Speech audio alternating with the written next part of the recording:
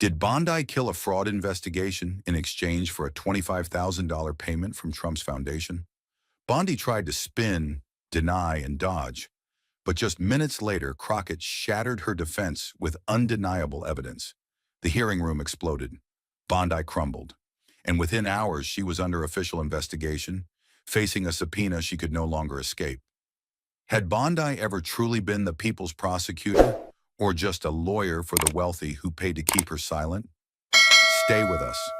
This is a story worth every second of your time. The hearing room in the Rayburn House office building was packed to suffocation.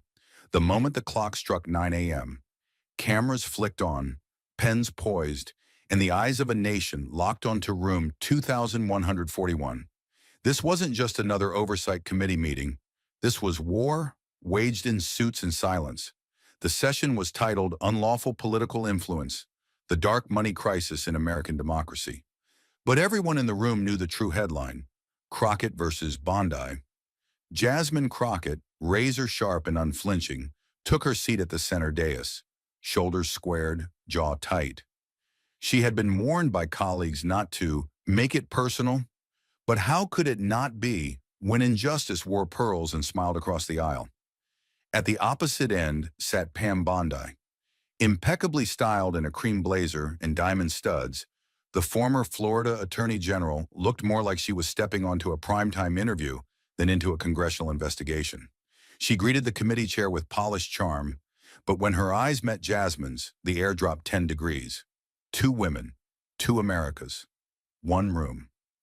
Crockett had spent years watching Bondi dance around accountability, defending political donors, dodging subpoenas, and once allegedly accepting a $25,000 donation that shut down an investigation into Trump University. Now they were face to face, and Bondi had no podium to hide behind. Jasmine rose, voice low but heavy. "This is about who's buying silence and who's selling it." Bondi shifted. The room held its breath. Crockett's eyes didn't blink. "I didn't come for theater. I came for truth." The camera zoomed in, and in that moment, America knew. This wasn't going to be a hearing. It was going to be a reckoning. And as the tension rippled through the chamber like a live wire, Jasmine Crockett leaned forward, not to speak louder but to cut deeper. Her fingers tapped once on the microphone, sharp, deliberate, like a gavel striking truth into the floorboards. Her presence didn't fill the room with volume. It filled it with clarity. She wasn't there to perform.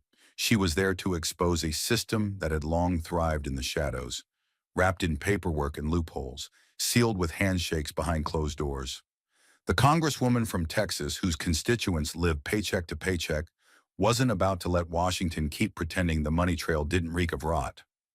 "Let's begin," she said, her voice a steady blade.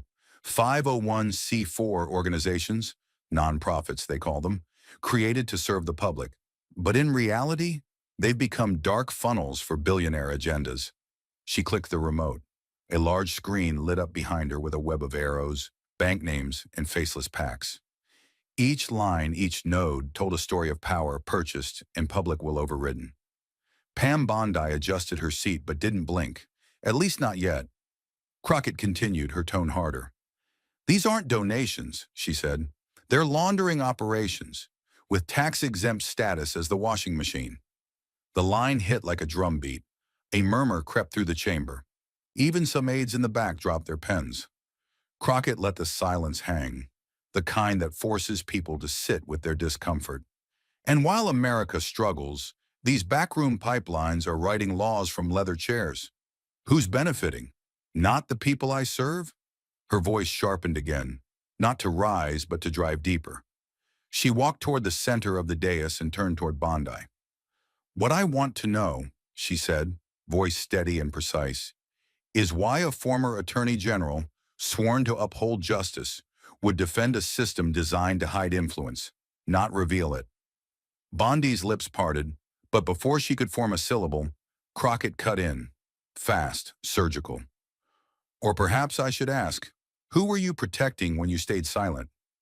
Now the room was still, not out of respect, but because something dangerous had been named, because the words didn't feel partisan, they felt personal. Crockett wasn't just interrogating Bondi. She was indicting an entire architecture of power that had gotten used to immunity, to people blinking, backing down, or forgetting. But she wasn't blinking. She had just pulled the first pin from the grenade, and no one, least of all Pam Bondi, could pretend they didn't hear it. The pin was pulled, but before the impact could land, Bondi straightened her spine and fired back like someone who'd rehearsed this war in the mirror for years. "This is still America," she said, her voice layered with just enough patriotism to sound noble, but cold enough to sting. "And in America, citizens have the right to support the causes and candidates they believe in. That's not corruption. That's called the First Amendment."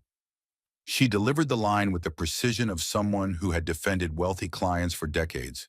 Quick, confident, untouchable. Her tone carried that familiar blend of polished arrogance and legalese insulation, the kind used to wrap self-interest in the flag. The room quieted, not out of agreement, but calculation. Everyone knew the real game: misdirection. She was reframing the investigation not as a search for truth, but an attack on constitutional freedoms. Then came the pivot, the deflection aimed straight at Crockett. "And let's not pretend this is a one-party issue, Congresswoman. If you want to talk about super PACs and backdoor deals, maybe start by looking in your own backyard." She didn't stop there. Bondi adjusted the mic, leaned in slightly, and let the words slide out like a carefully concealed blade. "Your colleagues on your side of the aisle have plenty of super PACs too. Many of them with names that sound virtuous but are funded by trial lawyers, tech billionaires, and unions with political strings. Where's the outrage about that?" A few staffers behind her nodded. One Republican congressman even chuckled under his breath. Bondi's timing was precise. She wasn't defending herself as much as she was muddying the water, making corruption seem bipartisan, inevitable. Because unless we're ready to call out both sides, what we're doing here today isn't justice, it's political theater. Her words landed like a slap wrapped in silk. To the untrained eye, it looked like strength. But to Jasmine Crockett, it was something else. It was the sound of someone who had built a career not by confronting power, but by dressing it up and sending it home clean. And still, Crockett didn't answer. She didn't take the bait. She didn't rise to the insult. Instead, she did something far more unsettling. Without saying a word, she opened her laptop and began typing. No dramatic pause, no sweeping gesture. Just the rhythmic click of keys slicing through the air, cold and methodical. Each keystroke was deliberate, not rushed. She wasn't rattled. She was preparing. The screen lit up, casting a faint glow across her face. She didn't need to speak yet, because Jasmine understood what Bondi never had. Real power doesn't shout, it waits. And in that room, in that moment, Jasmine was the one writing the next scene, one line of evidence at a time. She didn't have to raise her voice. All she had to do was press a single key and let the facts detonate for her. The overhead screen buzzed to life with a faint electronic hum, drawing every gaze in the room. At first, it looked harmless, just a scanned PDF, slightly tilted as if hastily copied. But then the numbers sharpened. $25,000. In bold, clean, unmistakable. Beside it, the name of the recipient and Justice for All PAC. There was no guesswork here, no speculative headline or unconfirmed leak. This was a line from an official IRS Form 990, the kind of document that never lies, only waits to be found. Jasmine Crockett didn't move from her seat. She didn't need to stand to have power. "This," she said, her voice calm but razor-sharp, "is a donation from the Trump Foundation, marked, dated, and verified. And it arrived just days before Attorney General Bondi declined to open an investigation into Trump University." Her words didn't echo. They sank, heavily, irrevocably, into the silence. A few seats shifted. A cough tried to break the tension, then died halfway through. Jasmine clicked once more, and the screen changed. Now it wasn't numbers, it was motion. A 2013 news clip appeared, grainy, sun-bleached, but clear enough to leave no doubt. Pam Bondi stood before a podium, American flag behind her, reporters clustered in front. Her voice played over the speakers, cool and dismissive. At this time, we do not believe there is sufficient evidence to pursue legal action against Trump University. A pause. Then the video cut back to Crockett's screen. Same date, same week, same pack. The implication wasn't implied. It was drawn in thick, permanent ink. Around the hearing room, eyes darted. Some aides glanced toward the exit. Others stared straight ahead, trying to keep still. The story wasn't just being told, it was unfolding live. Jasmine didn't gloat. She didn't raise an eyebrow or even shift her posture. She just stood there, her presence unwavering. Like a witness at the edge of a fire she didn't start but refused to ignore. And for the first time that morning, Pam Bondi looked like someone who realized she wasn't in a courtroom of allies. She was in a room full of mirrors. And Jasmine Crockett had just turned on the lights. And just as the silence reached its breaking point, just as the weight of the evidence threatened to crush the room, Pam Bondi spoke, trying to steer the narrative away from the cliff. Her voice came out too quickly, too measured, like a rope tossed across a canyon, hoping no one would notice the drop beneath it. "That's a coincidence," Bondi said, lips drawn tight, her chin lifted half an inch higher than necessary. "A completely unrelated timeline. There was no connection between the donation and my office's decision." Her tone tried to sound composed, but the undercurrent was defensive, too smooth, like glass over a cracked foundation. She clasped her hands, squeezing them just a bit too hard, and glanced at the committee chair, as if hoping for an intervention that wouldn't come. "We received donations from many organizations during that period. I wasn't even aware of this one until it appeared in the media." There it was, the escape hatch, a statement that, on paper, sounded plausible, but in that room it landed with the hollowness of something rehearsed, worn out, and dangerously insufficient. The kind of answer people give when they believe truth is negotiable, that proximity to power protects them from precision. Her smile returned, faint and manufactured, but it didn't mask the tension tightening her posture. No one on the panel nodded this time. No one echoed support, because the facts weren't blurry. They were time-stamped, filed, public, and now played on loop in the minds of everyone present. Jasmine Crockett didn't interrupt. She didn't need to. The damage had already begun to set in. Bondi's attempt to shrink a $25,000 donation and a legal decision into mere coincidence felt less like a defense and more like an insult to everyone in the room. The math was simple.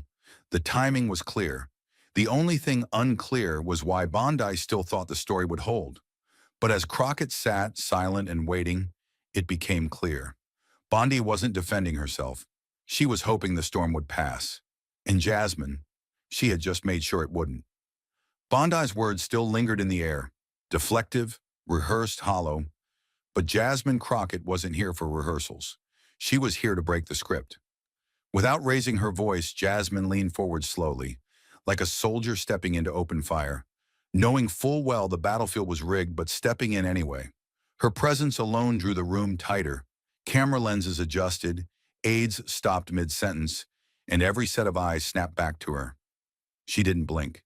She didn't stall. She spoke with the quiet fury of someone who had spent years watching communities suffer while those in power played semantics. "The people of Florida didn't vote for you to protect a fraudulent university, did they?" The question hit the air like a bullet. No flourish, no preamble. Just the cold, clean cut of a woman who had had enough. It wasn't a talking point. It was a line drawn in concrete. The reaction was immediate. Bondi's face stiffened, lips parting slightly as if words might arrive. But they didn't. She looked left, then right, searching for a lifeline. None came. Behind her, staffers froze. The committee chair glanced down at his notes, unwilling to interrupt. Jasmine held her gaze. Her tone was not one of anger, but of indictment, of deep, relentless disappointment. She wasn't speaking to Bondi alone. She was speaking to every voter who had ever believed the law would stand up for them. She was speaking to every family that had scraped together tuition payments, only to realize the education they were promised was a lie dressed in brochures and legal fine print. Jasmine had read the depositions. She had seen the shattered bank accounts. She had listened to the voicemail of one mother sobbing, saying her son couldn't get a job because his degree was a joke. And now the woman who could have stopped it, who had chosen not to stop it, sat 10 feet away. Jasmine didn't need outrage. She had something sharper, truth with receipts, and the room knew it. You could feel it in the stillness, in the camera's unblinking stare. Bondi wasn't being debated. She was being confronted by the consequence of silence. But when the truth got too close, when the line between accountability and exposure began to blur, Pam Bondi did what the powerful often do. She made it personal. She leaned in, lips set, eyes narrowing just enough to signal that her patience had expired. The warmth in her voice evaporated, replaced by something sharper, cool, clinical, and coated in contempt. "This isn't about justice," she said, her words cutting with precision. "This is about political theater, about grandstanding. Congresswoman Crockett doesn't seek truth. She seeks airtime. She's a divider, not a unifier, a provocateur who speaks in slogans, not solutions." Each phrase was thrown like a dart, carefully aimed not at Crockett's facts, but at her credibility, her identity, her style of resistance. Bondi's tone suggested fatigue, of having to entertain what she implied were distractions from the real work of government. "She's not interested in facts," she added, voice tightening, "only in feeding her base, only in playing the victim while tearing down institutions that protect us all." It was a classic tactic: reframe the challenger as chaos, turn conviction into noise, reduce activism to ambition. But Jasmine didn't flinch. She didn't rush to defend her character because her purpose was never personal. It was structural, systemic. Her voice came steady, rooted in something deeper than ego. "I speak in slogans," she said, her gaze locked on Bondi, "because thousands of people were lied to, and you left them behind." The line didn't rise, it cut. It bypassed the noise and went straight to the wound. The silence in the room wasn't empty. It was thick, heavy with the weight of those left nameless, faceless, voiceless, in the pages of civil complaints and refund claims. Jasmine's words gave them shape, and that's when it happened. For the first time, the carefully composed mask on Pam Bondi's face cracked. Just slightly. Her jaw clenched. Her fingers, once confidently laced together, twitched against the edge of her statement notes. And then her eyes dropped, not in surrender, but in recognition. The camera zoomed in, capturing it, the flicker of uncertainty, of something unspoken passing behind her eyes. In that fleeting second, the balance shifted. Crockett wasn't shouting. She wasn't performing. She was simply standing still, while Bondi, for the first time that day, blinked. And across the country, millions watching knew exactly what they had just seen. A truth so sharp, not even power could look it in the eye. The flicker in Bondi's eyes hadn't gone unnoticed, but what came next made it irrelevant, because now the truth had a signature and a sender. Crockett didn't rush. She reached beneath her stack of notes and drew out a plain red folder, unlabeled but heavy in a way that felt ominous, final. Her hands didn't tremble. They moved with the certainty of someone who wasn't guessing anymore. "This," she said, sliding the folder across the polished wood table toward the clerk, "arrived this morning from a whistleblower inside the Florida Attorney General's office." Every sound in the chamber seemed to mute itself at once. Conversations died mid-whisper. Pens were lowered. The only thing moving was the projection screen as it blinked to life, slowly revealing an internal email chain. It was dated September 2013, 3 weeks before Bondi announced her office would not pursue legal action against Trump University. The subject line read, "R.E. Trump U, position, statement discussion." Then came the sentence that tore through the room like a lightning strike. "AG Bondi will not pursue further action on Trump University if campaign support is guaranteed." The words weren't vague. They weren't interpretive. They were transactional, bare, blatant, and undeniable. No legal jargon to shield intent. No ambiguity to hide behind. Just a direct link between inaction and political gain, typed on an internal government server and sent to senior staff.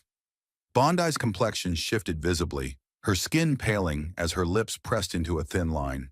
Her usual composure, polished, practiced, fractured just slightly, but enough for the cameras to catch it. She didn't speak. She didn't move. Because anything she said in that moment would only confirm the weight of what hung in the air. Crockett didn't gloat. She remained still, almost reverent in her silence. She knew this wasn't a performance, it was a reckoning. A whistleblower had pierced through years of secrecy, and what emerged wasn't a theory. It was a receipt. Bondi wasn't just politically compromised anymore.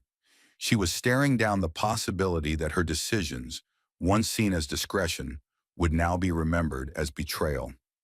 And Jasmine Crockett, calm and unshaken, had just handed the nation the proof. The email had cracked the walls, but Crockett wasn't finished. She wasn't here to merely reveal the truth. She was here to enter it into the record. Jasmine rose from her chair with quiet certainty, not rushing, not reveling. She moved like someone who knew that justice wasn't about spectacle, it was about permanence. Her fingers rested on the edge of the folder, the document still projected behind her like a shadow cast by history itself. She looked directly at the chairman, her voice unwavering. "Mr. Chairman," she said, calm but unmistakably firm, "I request that this communication be read aloud and entered into the official record of this hearing." Her words weren't just procedural, they were a declaration, a demand that what was once hidden behind closed doors now be preserved in the light, forever stamped into the nation's conscience. The room held its breath as the chairman looked down, lips pursed in silent deliberation. Then, after a beat of stillness, he gave a single nod. "Proceed," he said, his voice quiet, almost resigned. The moment his approval fell, the atmosphere inside the hearing room ruptured. What had been tense silence transformed into full combustion. Reporters jolted upright. Staffers began whispering furiously. Phones lit up. Cameras shifted angles to get closer to Jasmine, to the screen, to Bondi's face. The court stenographer straightened, fingers poised like a pianist about to strike a thunderous chord. And as a congressional clerk began to read the email aloud, the room stopped functioning like a hearing. It became a courtroom, a newsroom, and a reckoning all at once. AG Bondi will not pursue further action on Trump University if campaign support is guaranteed. The words weren't shouted. They didn't need to be. Their power came from precision. This was no longer interpretation or accusation. It was confirmation, delivered not by Jasmine, but by the very system Bondi once thought would protect her. And yet in that irony was a deeper truth. The same system that had once been silent was now roaring back to life. Jasmine didn't smile. She didn't look around for approval. Her focus stayed forward, steady, unshaken. Because this was never about vindication. It was about truth and ensuring that no one could bury it again. As the clerk's voice faded and the damning sentence echoed off the walls, something even more chilling began to unfold. Not a roar of outrage, but a quiet, calculated retreat. The shift was almost imperceptible at first. A Republican congressman who had earlier nodded along to Bondi's rebuttals now sat rigid, arms crossed, eyes averted. Another reached for his phone, pretending to check a message, but never looked back up. Moments ago, they had leaned forward with confidence, defending Bondi with phrases like overreach and political theater. But now, after the email, those same mouths were shut, their silence loud and deliberate. The weight of the evidence hadn't just landed on Bondi, it had unsettled the very foundation of her support. One GOP aide quietly slipped a binder shut and slid it to the side, as if distancing themselves from history in real time. The air around them grew thinner, heavier. It wasn't just political caution, it was self-preservation. The kind that happens when even allies realize the fire has jumped the line, and the smartest move is to step back and pretend they were never standing that close to the flames. Crockett saw it. She didn't celebrate it, but she registered every inch of that quiet exodus. These weren't just political optics, they were moral absences. And in their absence, justice had room to breathe. But Crockett knew the silence of her opponents wasn't enough. Truth doesn't just need evidence, it needs a voice. And she had one more waiting just outside the door. She didn't raise her voice. She didn't need to. Jasmine Crockett simply turned to the chairman, her expression composed but unwavering, and said with quiet force, "Mr. Chairman, I request the committee recognize a surprise witness, now present in the waiting room." A ripple of tension passed through the chamber. Heads turned. A few aides whispered with urgency. No one had expected this, not even Bondi, whose fingers now clutched the edge of the desk just a little too tightly. The chairman, visibly tense but adhering to procedure, nodded once. Granted. All eyes shifted to the side door as it opened with slow, creaking finality. The room seemed to narrow in that moment, as if holding its collective breath. Evan Price stepped in, former senior aide to Pam Bondi, a name that had circulated in rumors, in leaked emails, in anonymous footnotes, now walking down the aisle with a weight heavier than any document. His steps were stiff, shoulders taut, not from fear, but from the burden of knowing the truth and finally speaking it. He raised his hand to take the oath, voice unsteady but audible. And then, before cameras, lawmakers, and a nation on edge, he delivered the line that detonated years of denial in a single breath. The decision not to investigate Trump University, he began, was made after a private meeting between Attorney General Bondi and a representative from the Trump Organization. The room froze. Every syllable struck like a drum beat in a funeral procession. He didn't embellish. He didn't theorize. He simply told what he saw. I was in the hallway outside. I saw who went in. I was later instructed not to take notes, not to ask questions, and not to speak of it again. His voice didn't rise, but the implications screamed. You could hear the breath catch in a dozen throats. Bondi's expression cracked, her eyes fixed forward, but vacant, lips pressed into a line so tight it could barely contain the panic building beneath. This wasn't just witness testimony. It was a live reckoning, unraveling in real time, with no safe harbor for deflection. Jasmine didn't speak. She stood beside the truth and let it do what truth always does when finally given a platform. It reshaped the room. The witness had spoken. The room was scorched with truth, and now there was nowhere left for Pam Bondi to hide but behind her own words. She tried to summon the composure that had once made her a star on cable news and courtroom steps, but it slipped through her fingers like sand. Her voice cracked, not from emotion, but from the strain of trying to hold up a defense that no longer had structure.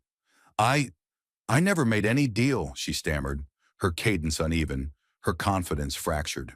Her eyes darted from the committee chair to the press gallery, then to her own hands, which fumbled with the corner of her prepared remarks. I wasn't aware that meeting had any bearing on that decision, but even she didn't sound convinced anymore. The veneer of authority had cracked, and what remained was not a bulldog attorney, but a figure unraveling under the pressure of daylight. This wasn't the Bondi who had once brushed off allegations with a soundbite and a smile. This was someone who knew the script had failed, and the cameras were still rolling. Jasmine Crockett didn't move. She didn't interrupt. She waited, let the silence hang just long enough for the weight of Bondi's weakness to settle into every corner of the hearing room. And then, with quiet precision, she delivered the blow. If you believe you were innocent, she asked, never breaking eye contact, then why did you refuse to testify under oath in 2016? It wasn't rhetorical, it was surgical. The kind of question that doesn't seek to provoke, it seeks to expose. Because Crockett understood something deeper. Innocent people don't hide from oaths. They run toward them. And in that one unblinking moment, Crockett wasn't just challenging Bondi. She was challenging every system that had ever allowed her to skate above accountability. The room didn't gasp this time. It exhaled slowly, as if realizing the moment was no longer about political theater. It was about justice finally looking someone in the eye and asking, where were you when it mattered? The moment the question left Crockett's lips, it didn't just hang in the air. It detonated, and the blast radius reached every corner of the chamber. What followed wasn't chaos. It was something more precise, controlled combustion. The room didn't erupt in shouts, but in a wave of whispers so charged it was louder than any outburst. From the first row of the press section, reporters leaned forward in unison, like swimmers sensing a current shift beneath them. Their eyes darted between Bondi's frozen face and the glowing screens in their laps. Fingers flew across keyboards, camera operators zoomed in instinctively, capturing every flicker of her discomfort. Behind them, phones began buzzing with breaking alerts. Newsrooms pushing live headers with a speed that could only mean one thing. The story had changed. Bondi exposed. Former AG crumbles under Crockett's questioning. Key moment in hearing. Crockett cites 2016 refusal to testify. On-air anchors, once cautious with phrasing, now spoke with conviction.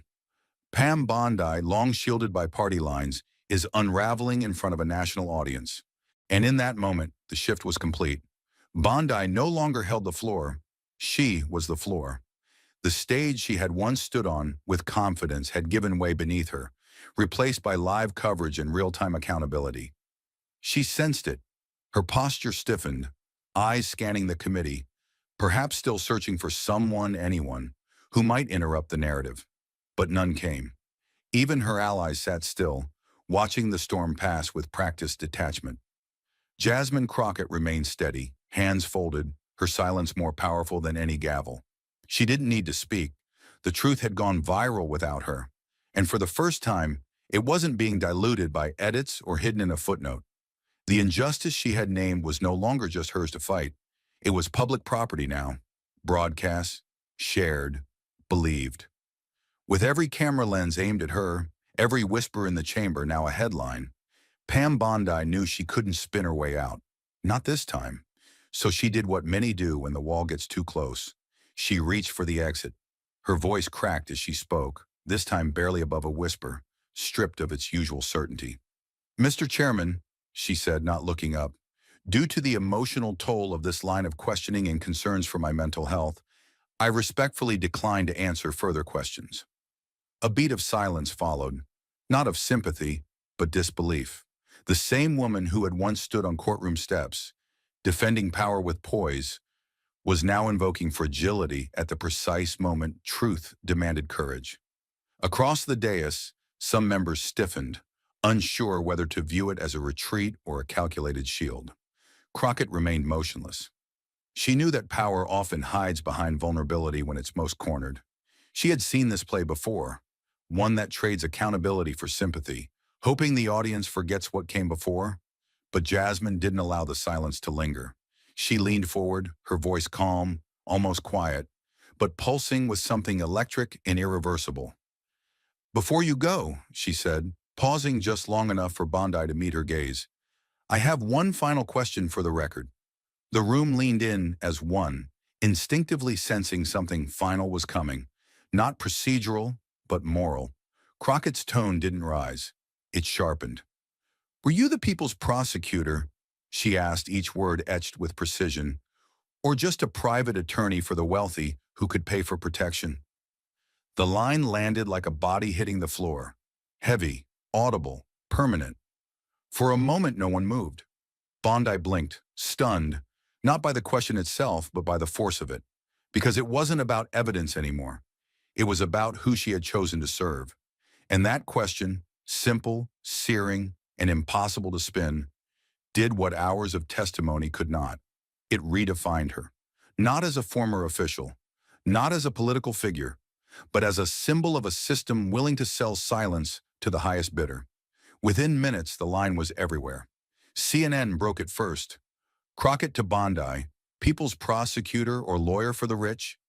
Then MSNBC, brutal final blow.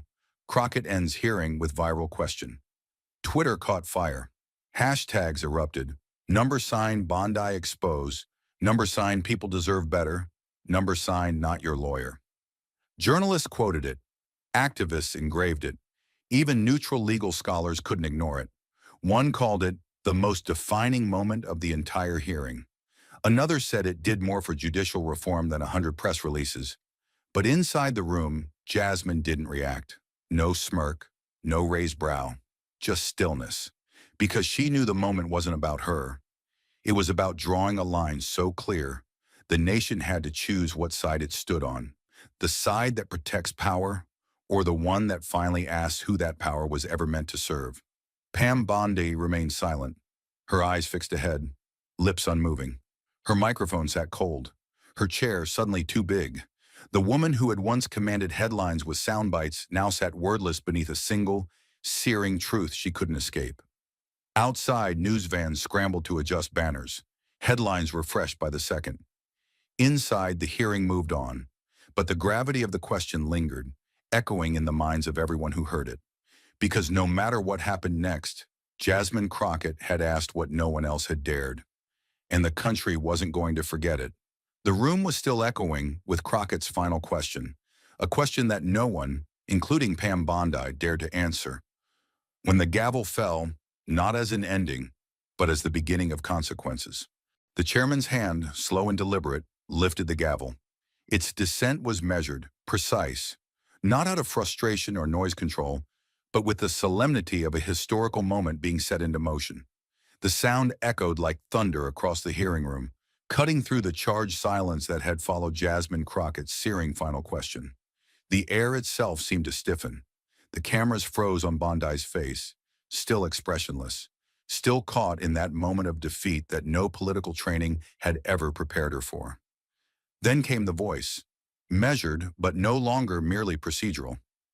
Given the gravity of what has been presented here today, the chairman announced, his voice deepening with weight, this committee will move forward with a formal internal investigation into the conduct and decision-making process of former Attorney General Pam Bondi in relation to Trump University. No one clapped. No one spoke. No one needed to. The declaration fell like a steel curtain dropping on a stage that had for too long been held open by reputation alone. Journalists began typing feverishly without looking at their keyboards. The stenographer's hands were trembling slightly now, not from fear, but from the realization that this wasn't just another oversight hearing. This was a pivot in the story of American justice. The words internal investigation had become more than a label. They were now a signal, a turning tide, a formal commitment that what had long been whispered in closed circles would now be pulled under oath into the light. And then, another voice, unexpected, clean, cutting. "Mr. Chairman," came the call from across the semicircle. It was Representative Calvin Romer, an independent, soft-spoken, known more for procedural notes and compromise amendments than public showdowns. But today, even Romer could no longer sit in the shade of neutrality. "I formally move that Ms. Bondi be subpoenaed for sworn testimony before this committee," he said, voice steady, on record, under oath. Gasps rose, not dramatic, but genuine. Even some Republican staffers looked over, surprised. Romer was the safe vote, the middle ground, and if he had just stepped off the sidelines, then it meant the political cost of defending Bondi had just eclipsed its value. The chairman blinked, then nodded slowly. "Duly noted and recorded. The committee will take that motion under immediate review." There was no delay, no procedural roadblock. Bondi's name had just been officially linked, not to a podium, not to a press release, but to a subpoena, a legal document, a demand that she return not as a guest, not as a respected former official, but as a witness with something to answer for. Her mouth twitched slightly as if she might speak, but she didn't. Maybe because she knew nothing she could say would alter the fact that she was no longer sitting above the system. She was now being pulled into it. Crockett didn't move. She didn't smirk. She didn't exchange knowing glances with allies or revel in the moment. She simply sat still, eyes fixed on a point beyond the room, beyond the cameras. She didn't need to celebrate. The truth had already been handed the microphone. And for someone like Jasmine, who had spent her entire career being interrupted, diminished, and discredited, stillness was power. Her silence was not submission, it was dominance. It was the silence of someone who had long been told to wait their turn, finally watching the line collapse. Outside the chamber, word traveled fast. News outlets scrambled to reframe their live coverage. Chyrons updated in real time. House committee to investigate Pam Bondi. Breaking, independent Rep. Romer calls for subpoena. Social media exploded. Hashtags surged across timelines. Bondi under oath, Josh subpoena, the truth, Jasmine Crockett delivers. Legal analysts, normally cautious in their language, used words like unprecedented, devastating, career-ending. Across the country, in living rooms, in offices, in law school classrooms, Americans watched as a woman who had once dodged scrutiny with polished PR tactics was now being cornered by the very process she once claimed to uphold. And through it all, Jasmine didn't say a word, because she had no need to. The record was already speaking.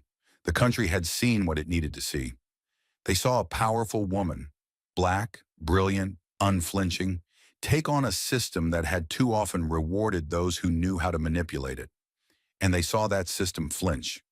Not because she shouted, but because she proved, because she endured, because she refused to let the facts be drowned by politics or reputation.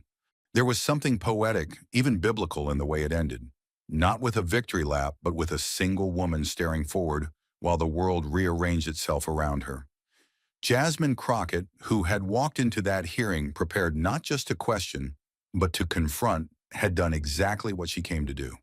She didn't come to destroy Pam Bondi. She came to expose a pattern, to ask the questions no one else had dared, to reclaim a space that had been designed to silence voices like hers. And now the question that lingered wasn't whether Bondi would return. It was how far the system was willing to go to protect its own now that one of them had fallen. Crockett still didn't move. Her eyes were sharp, her posture unbroken. She had faced the weight of institutional resistance and never blinked. The injustice she had carried into that room didn't disappear in a single day. But something shifted, something cracked. And the sound of that shift, the gavel, the motion, the headlines, the silence, would reverberate far beyond those four walls. She wasn't waiting for applause. She wasn't waiting for permission. She had already changed the conversation. The motion had passed, the cameras were still rolling, and the air in the hearing room hung heavy with everything that had just been spoken aloud. But it was the silence that followed that said the most. Pam Bondi didn't wait for anyone to escort her out. She didn't ask for a recess or offer final words to salvage her name. She simply stood, her chair creaking softly behind her, and walked out without looking back. No eye contact, no nods, no final remarks for the press pool that had once chased her down courthouse steps for soundbites. Her heels echoed on the polished floor with a rhythm that felt almost hollow now, as if the ground beneath her reputation had quietly given way. The doors opened for her, but this time no aides rushed to hold them. No one followed. The woman who had once walked through halls of power with full confidence and control now exited alone, visibly smaller, not in stature, but in presence. And just like that, she was gone. Off camera, off message, off script. The room slowly began to empty. Aides gathered papers, journalists packed up cords and tripods, and members of Congress stood in quiet clusters, still absorbing what had just unfolded. But Jasmine Crockett stayed seated a moment longer, unmoved, eyes fixed not on Bondi's retreat, but on something further, something beyond the four walls of the Capitol. It wasn't pride on her face, it wasn't triumph, it was clarity, purpose, a calm forged not by comfort, but by resistance. When she finally stood, there was no ceremony, no rush of attention. She gathered her notes, closed her folder, and made her way to the rear exit without fanfare. The crowd parted naturally. No one wanted to interrupt the gravity she carried with her. Outside, the late afternoon sun cast long shadows across the Capitol steps. News vans crowded the curb, and clusters of reporters waited behind velvet ropes. But Jasmine didn't stop for microphones. She had said what she needed to say, and the country had heard it. But as she reached the final step, someone was waiting. A young woman, no older than 24, stood just beyond the barricade, holding a leather-bound notebook and wearing a law school badge clipped to her coat. Her hands trembled slightly, not with fear but awe. Her voice was soft, almost uncertain, as she leaned forward and asked the question that had been echoing across screens and living rooms for hours. How did you stay calm in front of that kind of power? Jasmine paused, not because she didn't have an answer, but because she wanted to give it the weight it deserved, the weight it had earned. She turned, met the young woman's eyes, and spoke with the quiet force of someone who had waited her whole life to deliver a truth that couldn't be twisted. Because I'm not fighting power, she said, voice low but unshakable. I'm fighting the abuse of it. The students stood still, stunned not just by the answer, but by the clarity of it. Around them, the cameras turned one last time. Photographers instinctively lifted their lenses. A few reporters froze mid-sentence. No one asked a follow-up. No one needed to. The words hung in the spring air like smoke from a match that had just set fire to something much larger. Not power, abuse. A single sentence, but one that captured the soul of the hearing, the soul of the moment, the soul of Crockett herself. Within minutes, the quote spread. It lit up Twitter, crawled across news tickers, flooded Instagram posts beneath black and white screenshots of Crockett on the floor of the hearing room. Because I'm not fighting power, I'm fighting the abuse of it. It was printed on protest signs, quoted in classroom lectures, clipped into 20-second videos that went viral before the evening news could even air. But more than all of that, it stuck. It stuck in the minds of everyone who'd ever been silenced, everyone who'd ever watched someone like Bondi walk away unscathed. It was a battle cry, not shouted but whispered into history. And Jasmine, she didn't turn back. She didn't stop to see the reaction. She just kept walking, the weight of generations pressing at her back, not to hold her down, but to remind her why she stood in that room in the first place. She wasn't just the voice of the unheard. She was the mirror held up to a system that had long refused to see itself clearly. The camera lingered on her figure as it disappeared into the shadows beyond the columns. The shot slowed, each frame deliberate, each step echoing with meaning. The final line of the hearing wasn't written in ink, but in resolve, in steel, in silence that meant something. And across the nation, in courtrooms, classrooms, and living rooms, that moment lingered like a held breath. Not because a scandal had been exposed, but because a truth had been spoken, and for once no one could look away. The hearing room had emptied, but the impact had not. Long after Jasmine Crockett's footsteps disappeared down the corridor and the cameras cut back to commentary, the Capitol remained unnervingly quiet. Not in the way that follows order, but in the way that follows disruption. A stillness that settles only after a fault line shifts. Inside the marbled halls of power, where portraits of dead lawmakers watched over whispered deals, something unfamiliar began to creep in. Doubt, not public doubt, not the kind that trended on social media or made it into editorials. No, this was internal. This was the slow, creeping realization among staffers, strategists, and senior counsel that the line between control and collapse had just narrowed, and that Jasmine Crockett, with a voice calm as steel and a question sharp as glass, had done what few others had managed. She had made the machine flinch. It began in offices where televisions had been muted out of habit, but suddenly flicked back on. Assistants paused with coffee trays in hand, watching replays of that final exchange. Were you the people's prosecutor or just a private attorney for the wealthy who could pay for protection? The room would go silent. No one laughed. No one deflected. That sentence wasn't a zinger. It was a wedge. And it was sinking into every crevice of a city long built on plausible deniability.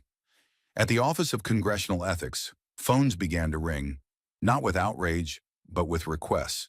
Staffers asking for precedent, general counsel asking for case files on similar conflicts. Memos were drafted, private meetings scheduled. No official announcement, no red banners. But behind every closed mahogany door, something was shifting. People were trying to get ahead of the fallout before it spread beyond Bondi. Because if she could fall under the weight of evidence and one unwavering voice, then who else might? In committee offices down the hall, Republican aides were quietly scrubbing statements. The same talking points that had been prepared to defend Bondi were now quietly shelved, replaced by vague affirmations of supporting full transparency and allowing the process to unfold.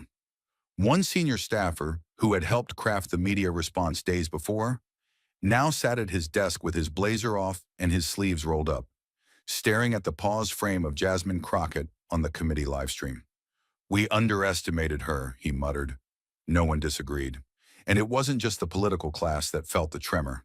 Across D.C., at think tanks, PR firms, and corporate law offices, the implications were being unpacked like live grenades.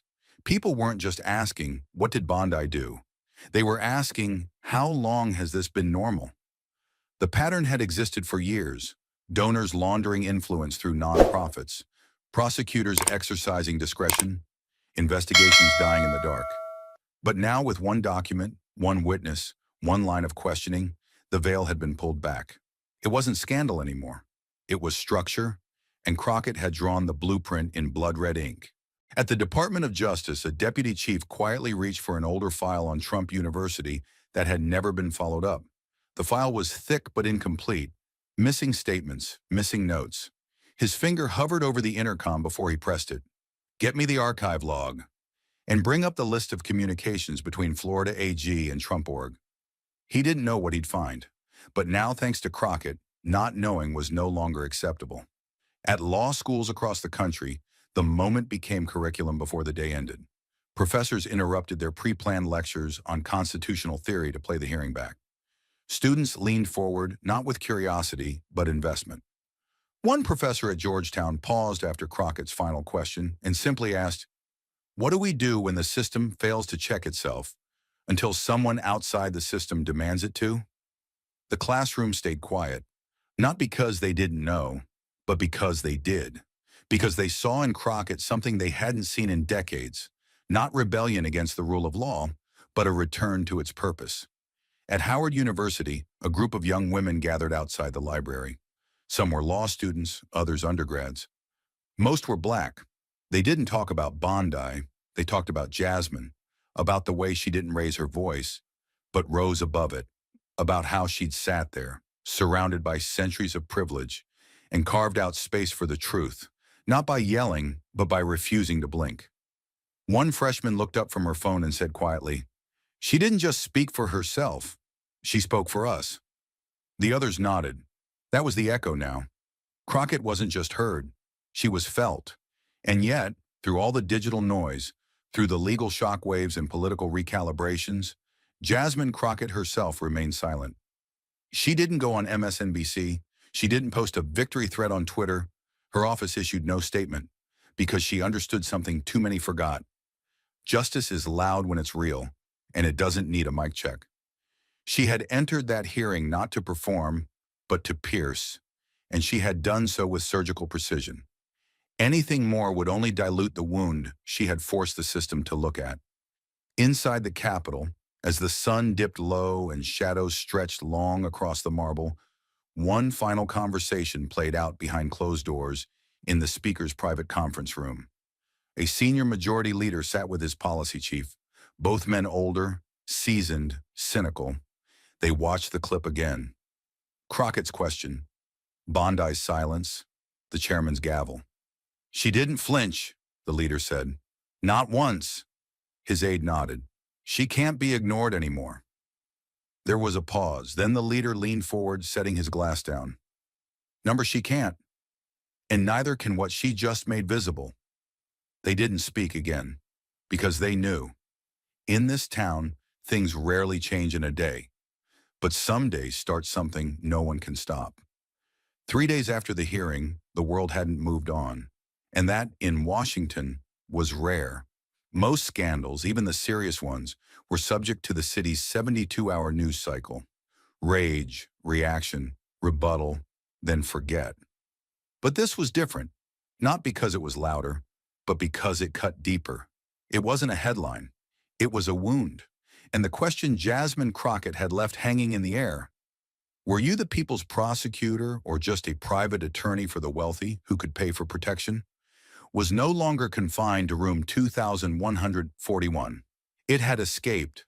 Across campuses, classrooms, and courtrooms, it began to reappear in strange places, on the chalkboards of criminal law professors who paused lectures to analyze the hearing as case study, on the lips of community organizers in Cleveland and Baton Rouge who had been fighting local DA corruption for years, in quiet conversations between law clerks and their mentors, judges and their conscience.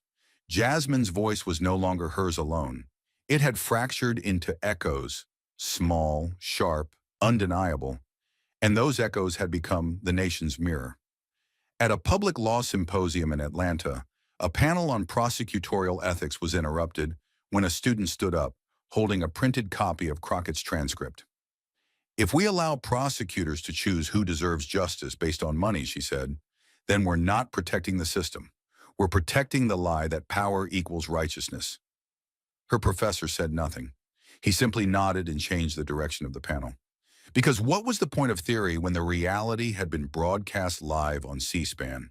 At New York University, a group of first-year law students created a makeshift art installation in the center of the student commons.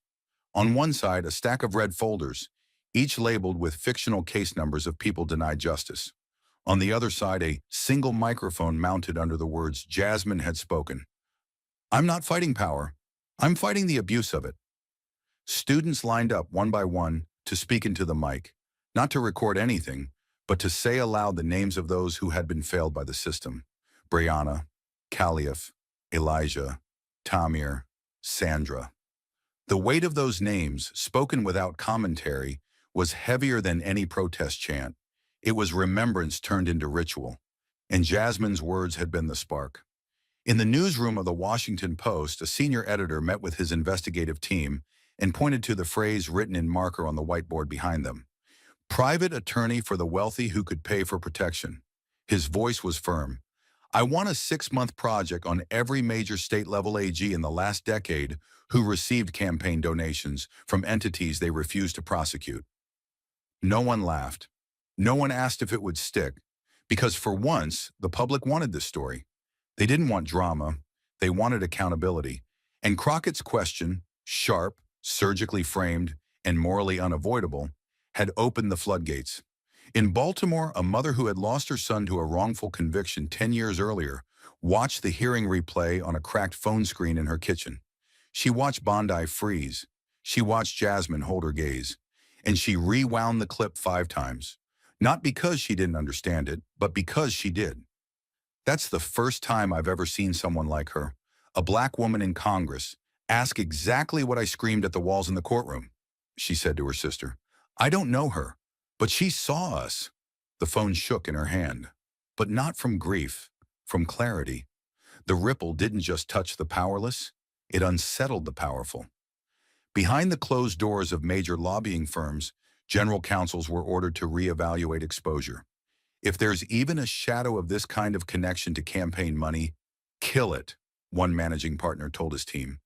Clients with long-standing relationships to former prosecutors suddenly found emails going unanswered.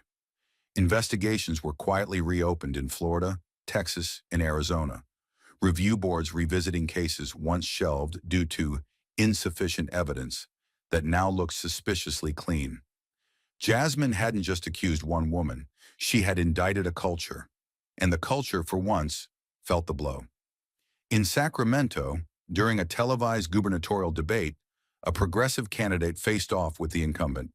The moderator asked a softball question about judicial appointments, but the challenger didn't take the bait. Instead, she turned to camera and said, "Here's what I want to know. Will our Attorney General be a prosecutor for the people or a lawyer for the rich?" The crowd didn't cheer.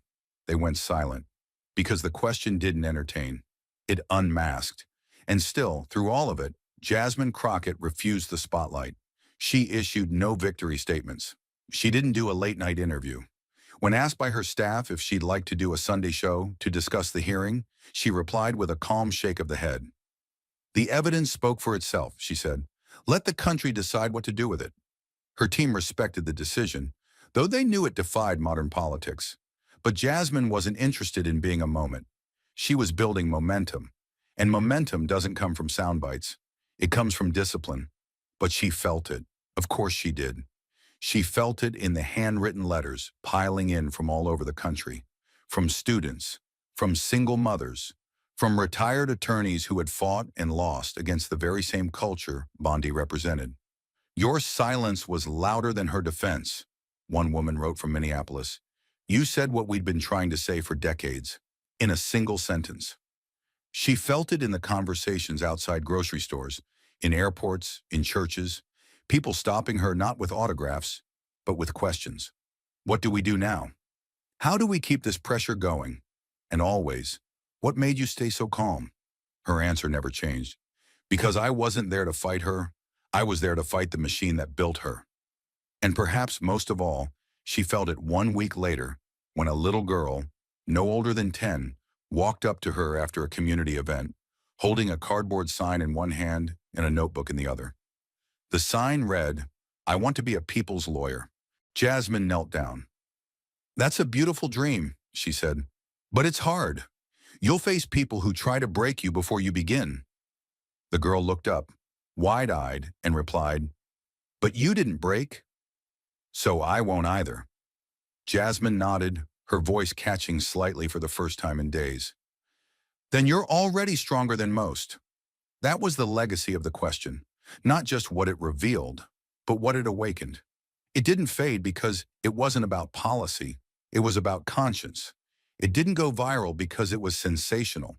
It stayed because it was undeniable. Jasmine Crockett had not just exposed a former attorney general. She had redrawn the boundary between justice and access. And as America looked on, some in fear, some in fury, but many in hope, that single question now echoed across a nation still learning how to look power in the face and demand to know who it really serves. The fire didn't end with the headlines, the subpoenas, or the silence that followed. It endured, because what Jasmine Crockett lit wasn't just a hearing, it was a reckoning with who we are and what we pretend justice looks like. In the end, the story was never just about Pam Bondi. Not really. She was a chapter, a vivid one, but not the whole book. What Jasmine Crockett exposed wasn't just one person's failure. It was a reflection of something deeper, more dangerous. A system that rewards power over principle, access over accountability. And the most human truth buried beneath all of it was this: injustice doesn't scream when it happens. It whispers.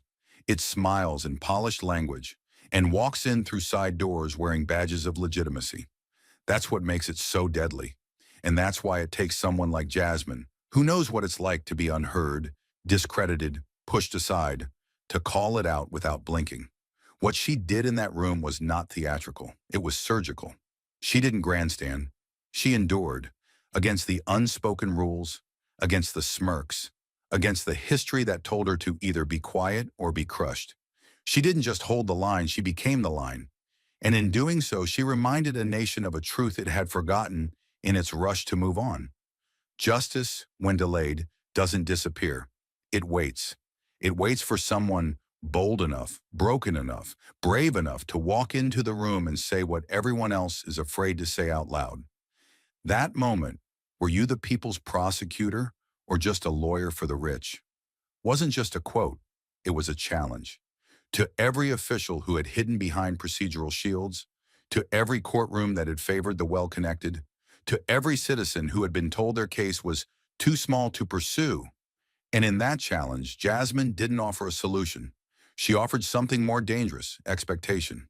The expectation that silence will no longer be treated as strategy, that credentials will no longer shield corruption, that proximity to money will no longer replace moral clarity.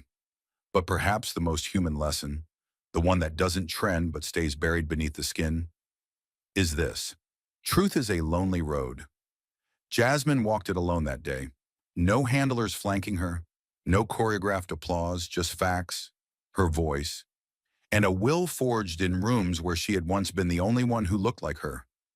That's what real courage looks like. Not volume, not virality, stillness in the fire. And for those watching, especially the ones who had long stopped believing justice would ever include them, her stand wasn't just vindication, it was permission. Permission to believe that accountability isn't a fantasy, that the system can be cracked open, that the fight isn't always lost before it begins.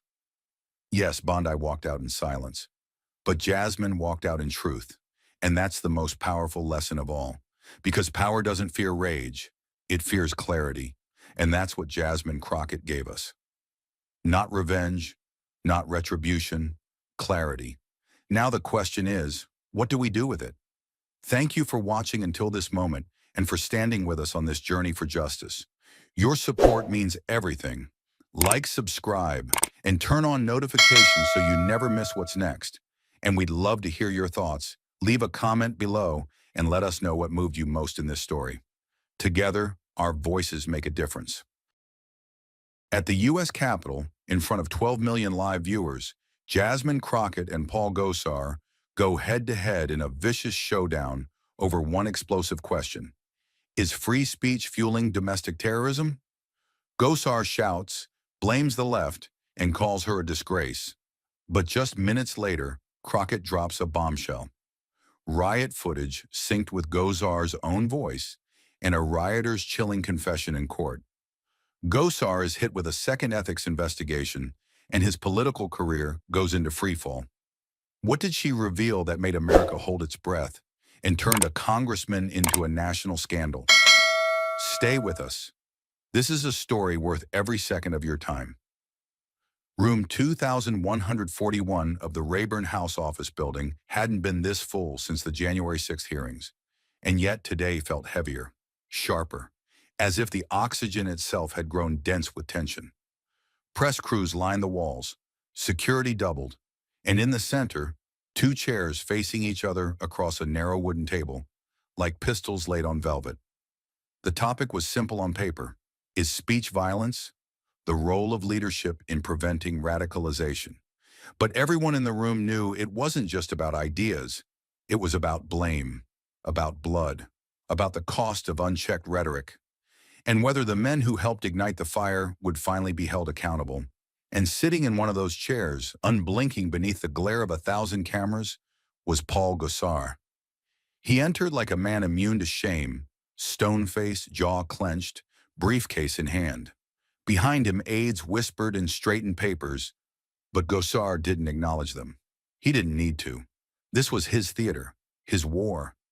And the man who once posted a cartoon of himself slashing a sword through a fellow congresswoman's neck had returned, unapologetic. As he adjusted his microphone, the buzz of the room dimmed. His defenders saw him as a martyr of free speech. His critics saw a coward hiding behind the Constitution. But just as the silence began to settle into comfort, another figure stepped into the light. Jasmine Crockett, calm, precise, radiating something no camera could fully capture, the weight of truth sharpened by fury. Unlike Gosar, she didn't play to the cameras. She didn't need theatrics. Her presence was disruption enough. A black woman from Texas, young, unbent, and utterly unafraid, stepping into a room designed to silence people like her. The moment her heels touched the floor, the air shifted. Reporters stopped mid-sentence. A staffer dropped a pen. Gosar glanced sideways and for the first time all morning, blinked. Jasmine took her seat across from him, placed a thin folder of documents on the table, and folded her hands like a surgeon before the first cut.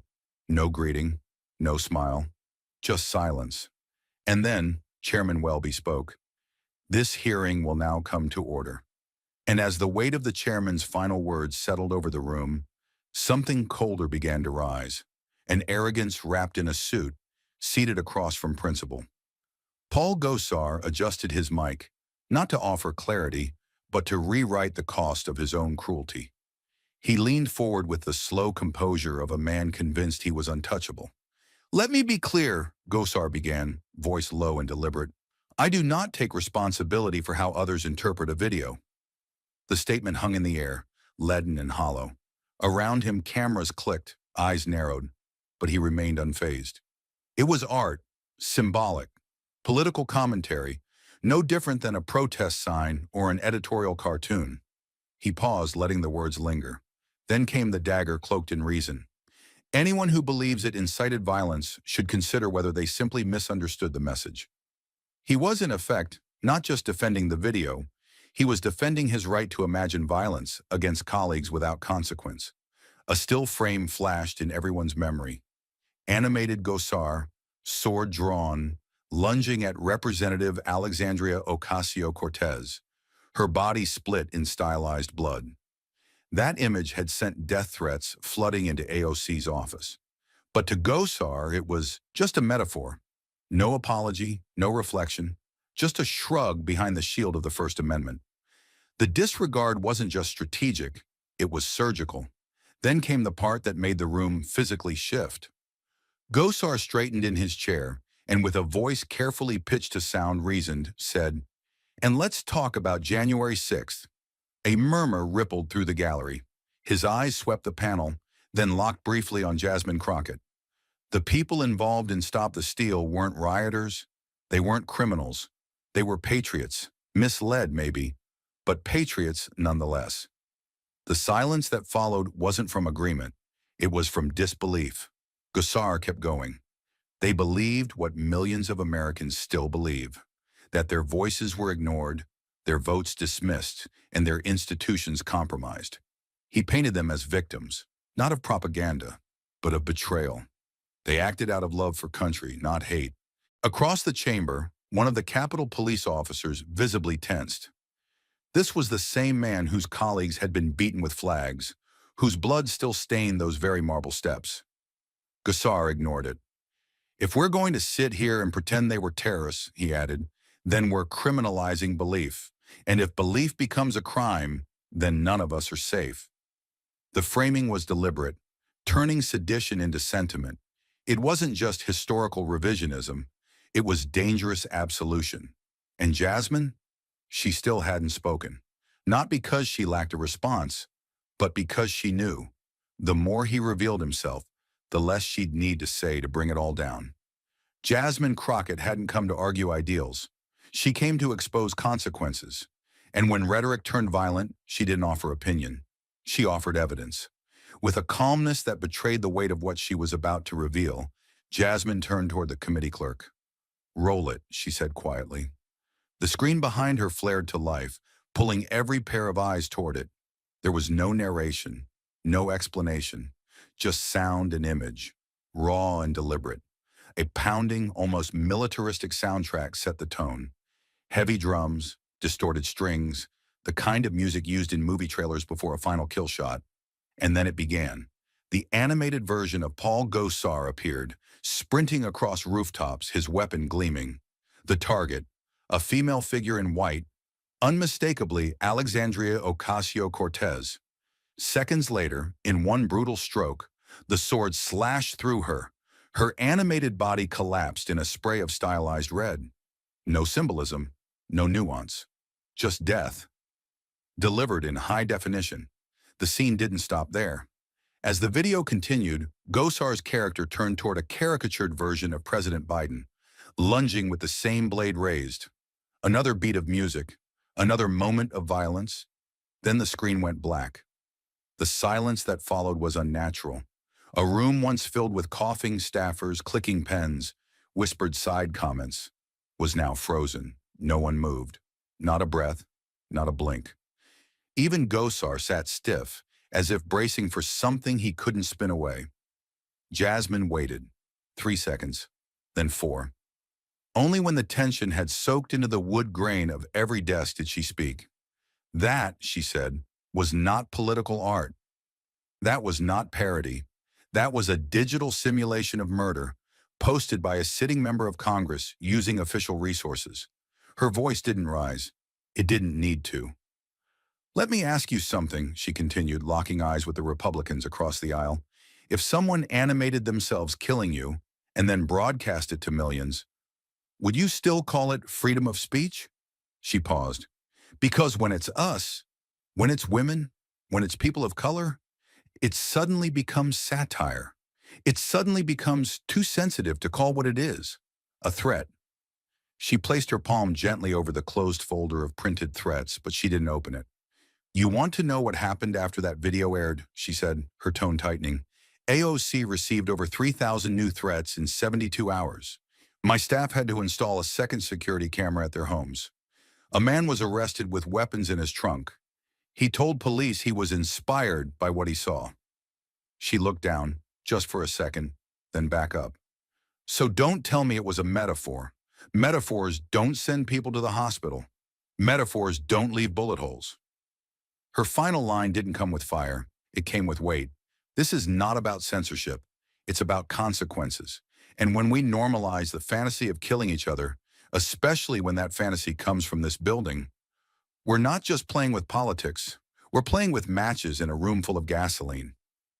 She sat back, eyes steady. And in that moment, it was clear. The room wasn't silent because of the video. It was silent because everyone had just seen exactly what she meant. She let the weight of her last words linger, gasoline and matches, before she reached again for the folder. But this time she didn't pull out threats or transcripts. She pulled out names, receipts.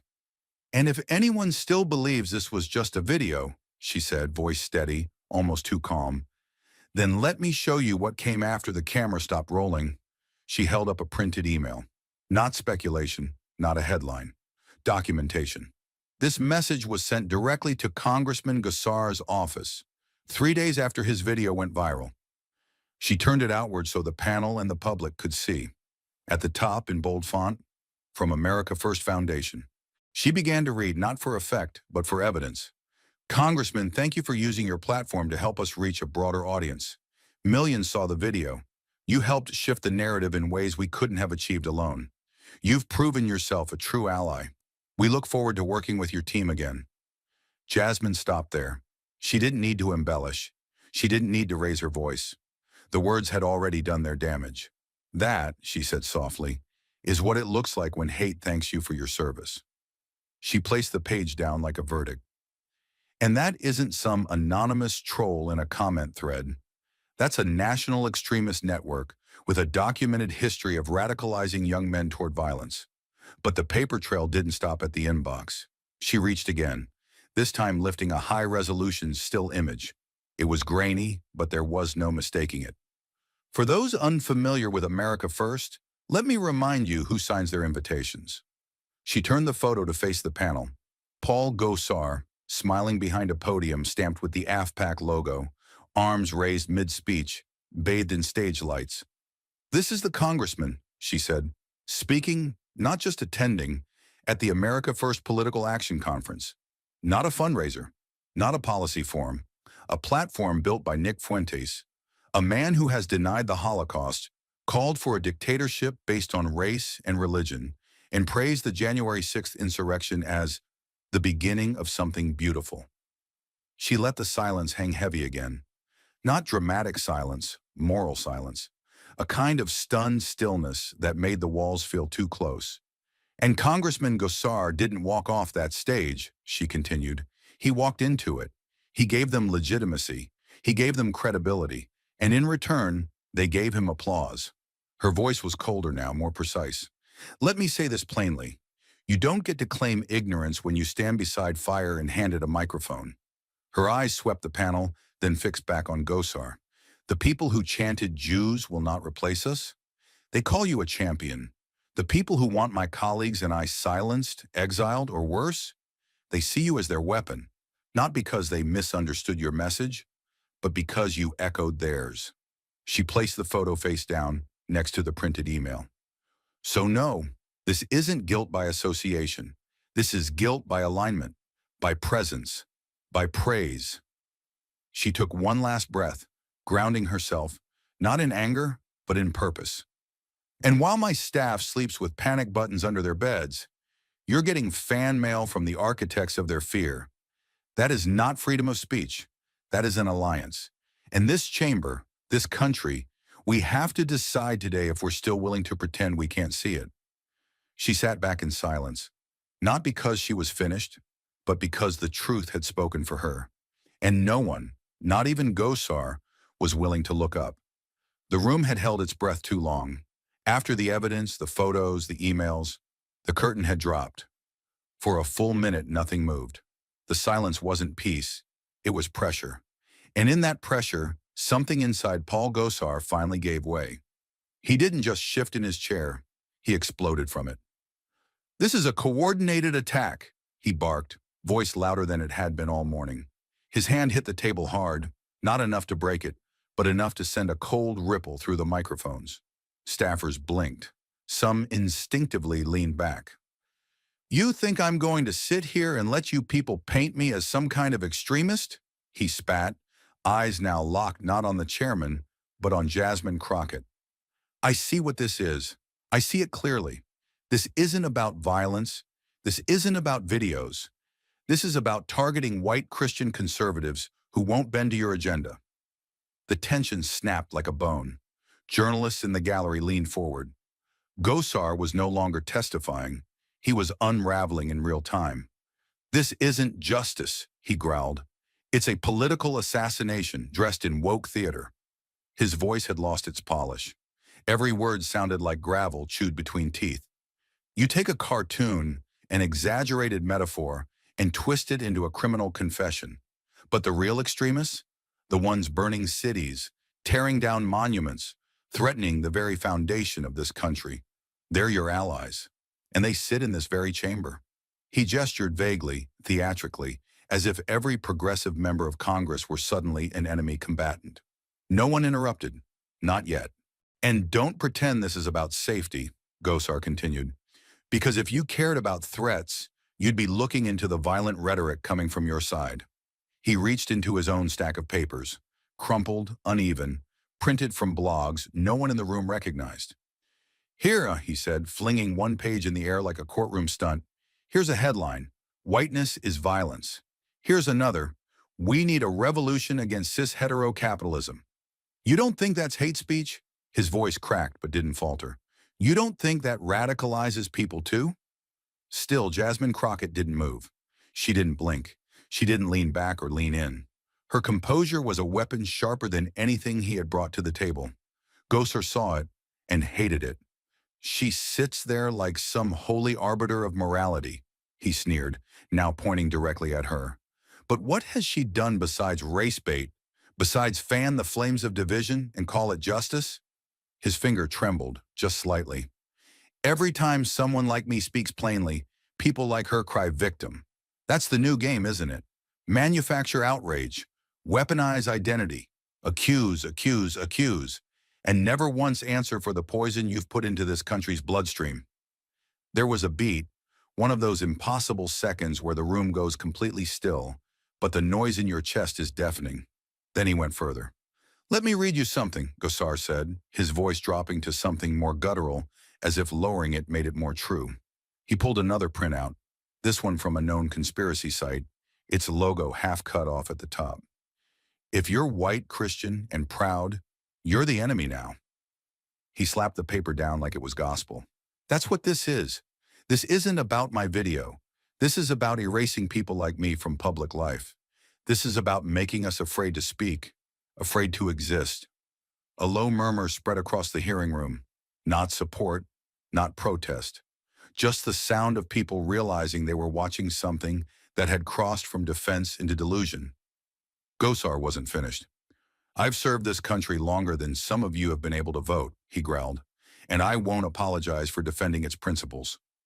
Not to you, he said, gesturing again at Jasmine, and not to the mob that wants to turn dissent into a crime. His voice cracked again, not from emotion, but from the strain of holding together a crumbling narrative. And still, Crockett said nothing, because she didn't need to. In fact, her silence only made it worse. The way she sat, steady, hands folded, eyes calm, it was the mirror he couldn't break. The contrast between her poise and his panic was unbearable. She wasn't shaking, he was. She wasn't flailing, he was flinging paper. She wasn't claiming victimhood, he was begging for it while drowning in privilege. And the room saw it, maybe for the first time, clearly. This is a disgrace, he finished, his words now hoarse, ragged. A disgrace to the institution, and a disgrace to every American who's ever been silenced for speaking the truth. But the truth wasn't on his side anymore, because long before he'd raised his voice, Jasmine Crockett had already raised the evidence. Because before he'd thrown papers, she had already laid down facts. Because before he'd claimed censorship, she had already proven consequence. And because now no one could unhear what he'd said, no one could unsee how he tried to flip the script, not by disproving a thing, but by screaming that the villain was the victim all along. Only the villain had written the script, and the victims had simply read it aloud. Gosar's outburst had left the room scorched with accusation. But what Jasmine did next wasn't retaliation. It was surgical. And this time, the scalpel was video. Without raising her voice, without changing her posture, Jasmine turned to the clerk and gave a quiet instruction. Play the second clip. The screen behind her flickered to life, bathing the hearing room in the harsh light of January 6th. The grainy footage began, familiar, yet always jarring. Protesters turned rioters, barricades collapsing under the weight of fury. A sea of flags, fists, zip ties. But this time, it wasn't just the chaos that played. Over the footage, layered like a score to a war film, was Paul Gosar's own voice. Not edited, not manipulated, just timed, exactly as it had happened. They've stolen your vote. The criminals are inside the Capitol. We must fight like our republic depends on it, because it does. The words weren't describing the violence. They were narrating it. Every phrase landed in lockstep with broken windows, with bodies breaching the rotunda. It didn't feel like watching history. It felt like re-experiencing an ignition point. The room had gone utterly still. Even the clicks of journalists' keyboards had stopped. The screen went black. Jasmine stepped forward, not for show, but for clarity. Her voice, calm and unsparing, cut straight through the silence. That, she said, gesturing toward the still dark screen, was not incitement in theory. That was incitement in practice.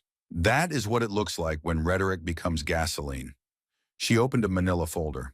No dramatics, just evidence. From it, she pulled a transcript, legal, sealed with court record numbers, time-stamped and certified. "I'm going to read you the sworn testimony of one of the rioters," she said, her eyes moving from the page to the faces of the committee. "This is from Federal Case 22 CR 1129, United States versus Parker." She read with slow, deliberate precision. "I wasn't planning to go inside, but I heard Congressman Gosar speak. He said our leaders were criminals and that it was time to act. I believed him. I believed we were taking our country back." Jasmine let the silence breathe for a moment. "That man is now serving a federal sentence, but I want us to consider what he was really confessing to." She placed the transcript on the desk. "He wasn't just admitting to a crime. He was revealing a cause." She turned toward Gosar, who for the first time had stopped shifting. His hands were no longer moving. His eyes were trained ahead, somewhere past her, somewhere past accountability. "You say you were just giving a speech," she continued, "but your words didn't live in isolation. They traveled. They multiplied. They marched." She pointed gently toward the screen, as if the image were still burned there. "When people smashed those windows, they believed they were answering a call. When they built gallows outside, they believed they were fulfilling a mission. Your voice didn't echo. It directed." Her tone tightened now, not louder, sharper. "And that is why this hearing isn't about metaphor. It isn't about censorship. It's about consequence." She stepped back behind the table, placed both hands on its edge, and spoke the line that would echo far beyond the walls of the Capitol. "Your words, Mr. Gosar, didn't just inspire violence. They authored it. They set the scene, cast the enemy, and opened the curtain. What followed wasn't protest. It wasn't confusion. It was the first chapter in the playbook of domestic terrorism." She sat down with no flourish, no nod for approval, just gravity. And in that moment, the silence that followed wasn't stunned. It was judgment, not hers, the room's, the nation's. The kind of silence that comes when something undeniable has finally been named. Jasmine's final line had dropped like a gavel, undeniable, unflinching, and razor sharp. But the silence that followed didn't hold. Because in rooms built to protect power, truth doesn't end the storm. It unleashes it. The eruption came all at once. A wave of shouting crashed over the chamber like a violent tide. Republican lawmakers, red-faced and flustered, slammed fists on desks and demanded decorum. One rose to his feet, pointing toward the screen that had just played the Capitol riot footage. "This is a smear campaign," he barked. Another accused the hearing of being a show trial run by socialists. Order evaporated in seconds. The chairman pounded his gavel 3 times, 4, but his voice was buried beneath the chaos.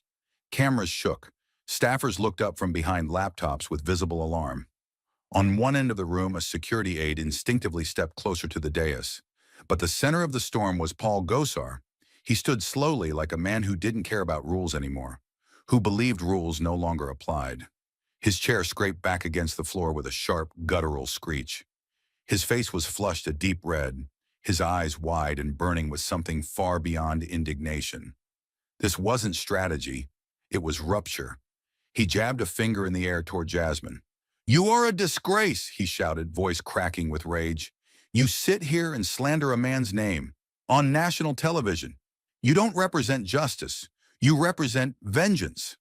He took a step forward, ignoring the chairman's voice, ignoring the rules of protocol. You are the shame of this institution, he hissed, fingers still extended, now trembling with the sheer fury behind it. You think waving around a few court transcripts and biased videos makes you righteous? His voice was rising to a near scream. You think that makes you better than me? You're a fraud, a liar, a parasite wearing a congressional pin. Gasps echoed from the back of the room. One Democratic aide clutched a hand to her mouth. Others sat frozen. It was no longer a hearing. It was a confrontation on the edge of collapse. The tension was physical, suffocating, hanging in the air like static before a lightning strike. And still, through it all, Jasmine Crockett hadn't moved. She sat completely still, her face unreadable. She didn't flinch when Gosar pointed, didn't blink when he called her a disgrace. Her hands rested on the table, composed, as if holding something heavier than fury, authority. Then slowly, with the precision of someone who knew every eye in the nation was watching, Jasmine reached toward the microphone. Not abruptly, not theatrically, just decisively. She pressed the button and spoke. You can yell, she said softly, but with steel woven through each word. But I have evidence. The words landed with more force than any gavel. They cut through the shouting like a blade through smoke. Gosar stood there, still seething, but his power was slipping, because she had just done what he couldn't, named the line, and stood on the right side of it. Jasmine leaned forward slightly, enough for the camera to capture the full measure of her stare. I didn't call you a traitor, she said. You did that when you stood beside men who would burn this democracy to the ground if it meant keeping their power. She didn't raise her voice. She didn't need to. You call me a disgrace for showing the truth? You call me a parasite for refusing to be silent? Her tone was calm, but her cadence had sharpened. If telling the truth is disgraceful, then you've made your peace with lies. The room began to still, not out of order, but awe. She kept going. I didn't manufacture the videos. I didn't write the emails. I didn't storm the Capitol. Your own words did that. Your allies did that. And when they did, they carried your flag, quoted your speeches, and thanked you afterwards. She paused, let the silence fill back in. What I did was read, present, play the tape. And you know what terrifies you most? Her eyes narrowed. That the country saw it too. Gosar didn't respond, not because he couldn't, but because in that moment, there was nothing left to hide behind. His fury had done what Jasmine's evidence hadn't needed to. It proved she was right. She sat back again, microphone still on, but she said no more. And in that long, hard silence, you could feel the shift, not just in the room, but in the story. The balance had tipped, and it hadn't been rage or volume or spectacle that moved it. It had been a woman who refused to scream back, who held the receipts and the line, and let a man's own fire burn the ground beneath him. Jasmine didn't just win that exchange, she ended it. The air was still charged from Jasmine's final words. Words that had exposed more than conduct. They'd exposed complicity. And in that charged silence, all eyes turned, not to Gosar, not to Crockett, but to the chair at the center of the storm, the committee's neutral voice, now forced to choose. Chairman Wallace adjusted his glasses with hands that trembled ever so slightly, not from fear, but from the weight of what was coming. For most of the hearing, he'd remained quiet, measured, his gavel a formality. But now, after hours of evidence, after a chamber nearly collapsed under its own fury, he leaned forward. And when he spoke, the entire room leaned with him. This committee has reviewed video evidence, public statements, official court documents, and material communications between a sitting member of this body and known extremist organizations, he said, voice steady but thick with gravity. The conduct displayed, both before and during this hearing, raises serious concerns about ethics, judgment, and the safety of this institution. He looked directly at Gosar, who still stood, lips pressed into a thin line. It is the chair's recommendation that a formal referral be made to the House Ethics Committee for immediate investigation into potential violations of the standards expected of members of Congress. A gasp rippled through the chamber. One aide in the gallery dropped their pen. The chairman wasn't done. This motion will be entered into the record now, he continued. All members present may indicate their assent or dissent. The chair now calls for an official vote. For a moment, the room hesitated, not from indecision, but from shock. This wasn't symbolic. This was procedural, real. A formal ethics investigation, on record, against a sitting Republican congressman, again. And not just for past conduct, but for what had just unfolded live on national television. Then the votes began. One by one, names were called. Representative Simmons? Aye. Representative Lynn? Aye. Representative Delano? There was a pause. Congressman Delano, Republican from Ohio, staunch conservative, usually welded to the party line, looked down at the table. He didn't blink, didn't speak right away. And then, into the mic, he said just one word. Aye. The room shifted. That single defection cracked the shield that had protected Gosar for years. This wasn't partisan theater anymore. This was accountability, and it had just crossed the aisle. Gosar's jaw clenched, but he didn't speak. He couldn't, because this wasn't coming from the radical left, as he liked to say. It was coming from inside his own flank, from a man who had voted with him 96% of the time, until today. Chairman Wallace gave a final nod. The motion is adopted. The recommendation will be transmitted to the House Ethics Committee before close of business. He banged the gavel once, sharp and final. And with that single strike, the story changed. Within minutes, phones buzzed, screens lit up.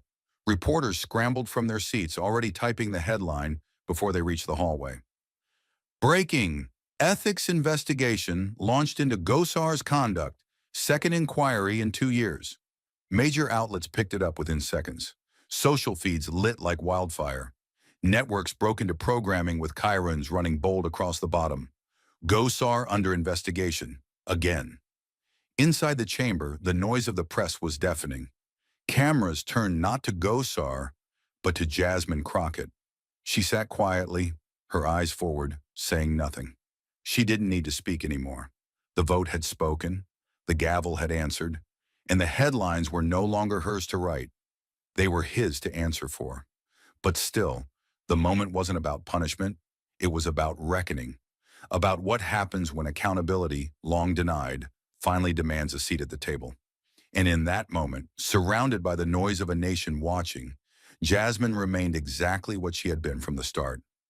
Unshaken and right. The vote had passed. The gavel had fallen. But what happened next didn't unfold inside the marble walls of the Capitol. It erupted far beyond them. The hearing may have ended, but across America, the battle had just begun. Within moments, the digital floodgates burst open. Clips from the hearing, Jasmine's voice slicing through chaos, Gosar pointing and unraveling, the damning video over Capitol riot footage, began circulating at the speed of rage. On TikTok, teens were remixing her words into protest anthems. On Twitter, journalists fired off threads like rolling thunder. And across every screen in the country, 2 hashtags exploded onto opposite ends of the internet.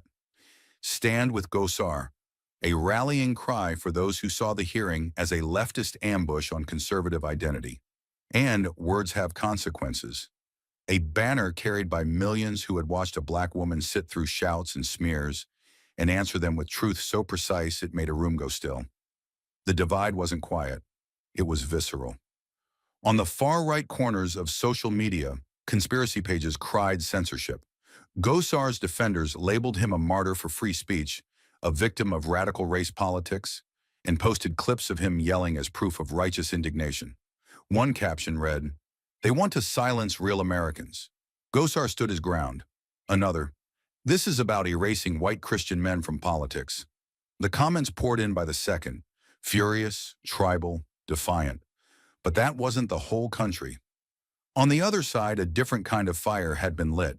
Jasmine's composure, her control, her unwillingness to flinch in the face of raw aggression. It didn't just resonate. It reverberated. Her words, "You can yell, but I have evidence," became a rallying cry for everyone who'd ever been shouted down, talked over, or dismissed. On Instagram, artists painted her in courtroom armor. On YouTube, a live stream titled Jasmine Crockett, The Moment She Changed the Room, gained 1.2 million views in 12 hours. And by midnight, major celebrities had joined the chorus. Ava DuVernay posted, "What Jasmine did today wasn't politics, it was history." Kerry Washington. Every young girl watching knows what power looks like now. But it wasn't just celebrities watching. In a high school gymnasium in Dallas, Texas, several hundred miles from D.C., the news broke in the middle of fourth period. A history teacher rolled in the television cart, old school and buzzing, just in time to replay the vote in Jasmine's final words. A hush fell over the room, the way it only does when teenagers realize they're watching something real. Not rehearsed, not detached, but live, raw history forming right in front of them. When it ended, the teacher turned down the volume. She asked the room softly, "What stood out?" There was silence. Then a voice from the back. A sophomore girl, brown-skinned, hair pulled back tight, eyes sharp, raised her hand and said, "I want to be like Jasmine Crockett." The room turned toward her. She didn't flinch. She didn't scream, the girl said. She didn't run. They tried to embarrass her, and she just showed them who they were, with facts, with calm. She didn't make it about her. She made it about the truth, and she won. I want to do that. I want to sit where she sits. The teacher didn't interrupt, and for a few long seconds, no one in that gym made a sound. Because they all felt it. The way that moment had crossed state lines, political lines, generational lines, and planted something. A kind of courage that didn't need volume or permission, just clarity. Across the country, that story was repeated 1,000 times over. At a community center in Detroit, a woman stood at the mic during open forum and said, "I've been quiet at my job for 5 years, afraid to speak up. After watching her today, I'm done being silent." In a church basement in New Orleans, a young man held up a transcript from the hearing and said, "This is how we fight. With our words, our records, our evidence, not with fists, not with lies." And on college campuses from California to the Carolinas, student unions gathered to rewatch the hearing, not as homework, but as blueprint. Because Jasmine Crockett hadn't just dismantled a narrative, she had demonstrated something far more radical, that dignity, when weaponized by truth, is louder than rage. Still, the backlash continued. Conservative talk shows framed the hearing as a liberal theater of humiliation. One anchor called it a character assassination campaign orchestrated by radical progressives who hate America. Another claimed, "This is the beginning of a new McCarthyism, only this time, you're guilty if you speak out while white." The narrative snowballed, fed by echo chambers and fueled by grievance. But it couldn't drown the other side, because for every talking head defending Gosar's fury, there were students watching Jasmine's restraint. For every post calling her angry, there were millions who saw focused. For every comment labeling her as divisive, there were black girls in living rooms across America whispering, "That's what strength looks like." And the beauty of it? She never asked to be a symbol. She came with a folder, with facts, with receipts. She sat through slander and shouts and firestorms. And when it was her turn to speak, she didn't raise her voice. She raised the standard. So while the hashtags clashed and the media frenzy grew, and pundits scrambled to spin the outcome in every direction, they couldn't undo what had already happened. Because what Jasmine Crockett did that day didn't just shake a hearing room, it moved a country. The hearing was over. The headlines were written. But what remained, what lingered, wasn't a verdict or a vote. It was a question hanging in the soul of the country. And days later, when Jasmine Crockett sat in front of a national television audience, she answered it not with fire, but with clarity that cut deeper than any flame. The lights in the studio were dimmed to a soft glow, the backdrop quiet, no flags, no scrolling tickers. Just a darkened set, a single chair, and a woman who had become a symbol by refusing to perform. Jasmine Crockett sat across from the anchor, back straight, hands folded, no notes, no pre-written speech. She didn't need a teleprompter. She had been living this truth for years, and now the world was finally listening. The host leaned forward and asked what everyone had been waiting to hear. Congresswoman Crockett, after everything, after the attacks, the threats, the fallout, how do you feel about what happened in that hearing room? Jasmine didn't blink. She didn't pause for breath. Her answer came as if it had been living in her chest since long before that gavel fell. I think people confuse freedom with immunity, she said, voice steady and quiet. They think that just because they can say something, it means they're free from what it causes. But words carry weight. And when you're elected, when you speak from that kind of platform, you're not just expressing opinions. You're giving orders without uniforms. The host didn't interrupt. Jasmine continued. Free speech does not mean free harm, and yet we've built a culture where people think shouting fire in a crowded democracy is a right, not a weapon. That's what I confronted in that room. Not just one man's anger, but an entire system built to excuse it. Her voice didn't rise, but her words did. They climbed into the air with the precision of law and the power of lived experience. I wasn't there to silence anyone. I was there to show what happens when speech isn't used to inform, but to ignite. And if some people think I was too direct, too bold, then I ask them this. Who's really hurting democracy? The person exposing violence or the one encouraging it from behind a podium? The studio was silent. The audience behind the camera wasn't breathing. She looked into the lens, not just at viewers, but at a nation trying to decide what it wanted to become. I didn't walk into that hearing to start a war. I walked in to stop one that's been raging in silence for too long. A war waged with lies disguised as opinion, with slogans used as shields, with platforms built not to protect freedom, but to weaponize it. She paused just for a breath, then looked directly into the camera. Let's be clear, she said. Free speech has never meant free hate, and the moment we treat it like it does, that's the moment we lose everything this country is supposed to stand for. Outside the studio, Twitter was already ablaze. View counts ticked upward like wildfire on a dry field. Newsrooms cut into scheduled broadcasts. The quote had landed, but Jasmine wasn't done. The anchor, visibly moved, asked one last question. You've said before that the Capitol changed that day. Do you believe it changed for good? Jasmine didn't hesitate. I do, she said, because once truth is spoken without apology, it can't be unheard. That hearing wasn't just about evidence. It was about courage. And courage, real courage, doesn't show up screaming. It shows up with receipts. It sits through disrespect without retreating. It names what no one else wants to admit. She leaned back slightly, not for rest, but resolve. And I don't care if I was called names. I don't care if my voice made people uncomfortable. If standing for truth makes you the enemy in a room of cowards, then so be it. I'll wear that label, proudly. The screen faded to black. Her face lingered in the final frame, calm, unshaken, unapologetic. And then across the screen, the final line appeared in stark white letters. And from that moment on, Congress was never the same again, because one black woman dared to stand and won with the truth. Fade to silence, but the echo would last for years. The moment Jasmine Crockett's interview ended, the reaction didn't roll in. It erupted. Her final words had landed with surgical precision. Free speech does not mean free harm. If standing for truth makes you the enemy in a room of cowards, then so be it. The screen faded to black, but the country didn't. Online, it was as if someone had thrown a lit match onto a field soaked in gasoline. The firestorm was immediate, and it had two faces, fury and reckoning. The backlash came first, loud, coordinated, and vengeful. Right-wing media platforms flooded the airwaves. Pundits labeled her performance choreographed defamation, emotional blackmail, and a masterclass in woke weaponization.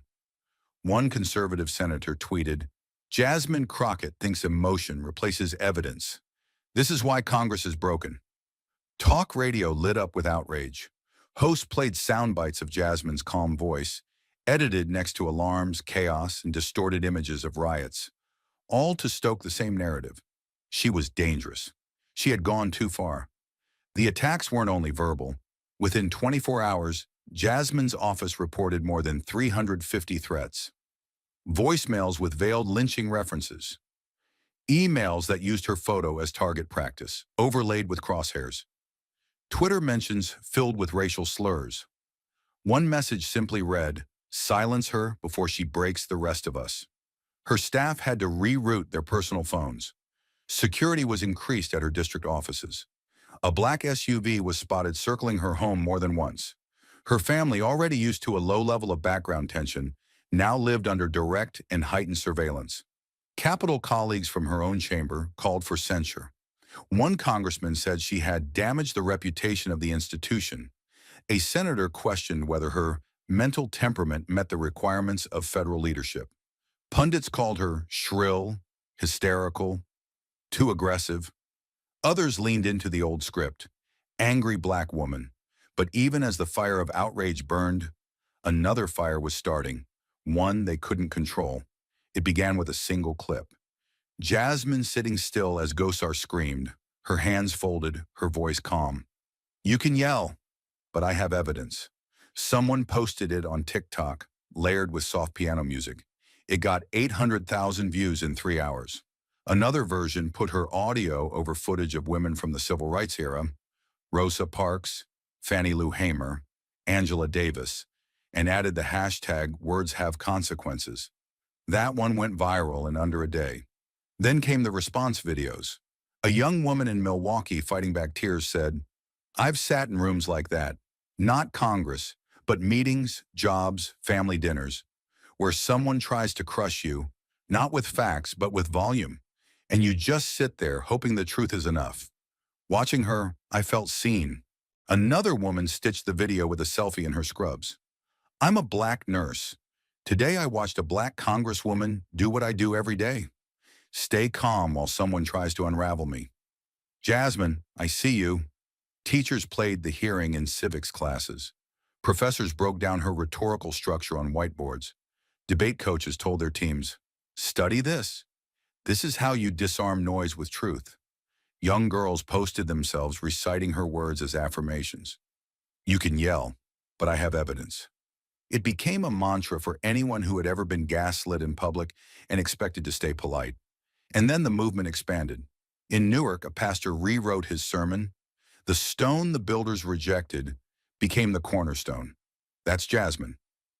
In Oakland, a mural appeared overnight on the side of a community center. Jasmine's face in grayscale, eyes calm, microphone in hand. Above the phrase, "Silence is strategy. Evidence is power." In Detroit, a group of teen girls started a campaign called "Number I Am Prepared," encouraging young black women to speak confidently in spaces that weren't built for them. It wasn't just admiration, it was activation. People weren't responding to a politician. They were responding to what she represented. Someone who had stood in the line of fire and refused to blink. She hadn't yelled, she hadn't insulted, she hadn't needed to. Her stillness had exposed everything, and the world saw it. The hashtags began to trend in direct conflict. Stand with Gosar versus words have consequences. The former fueled by grievance, white fragility, and the fiction of victimhood. The latter grounded in reality, fact, and a demand for accountability. It was no longer just a political hearing. It was a national referendum on who gets to tell the truth and who gets to define its cost. By the third day, even the mainstream media caught up. Anchors played split screens.